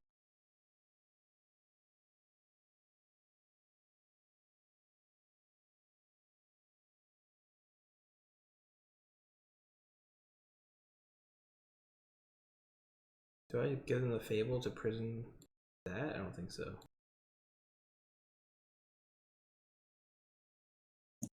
It's close. Okay, we want to make them sacrifice second. So otherwise they sacrifice whatever I target. There's going to be this.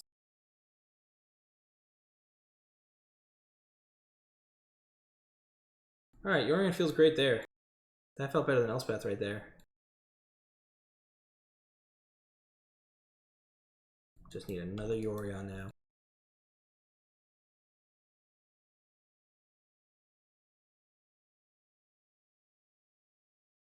That seems bad. Oh, I can't block now. It's kind of smart. I won't block, right?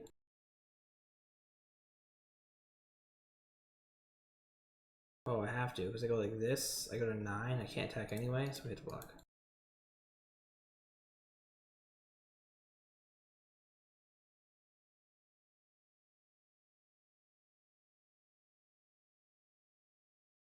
Yeah, because I would have been at 9. This would have been 10 damage showing.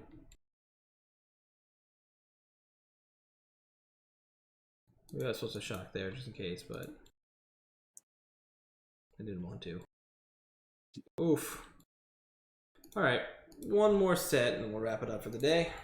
I'm gonna call it night. Totally fine. I'll see you, my friend. 1 o'clock here. All right, bud. Have a good night. See ya.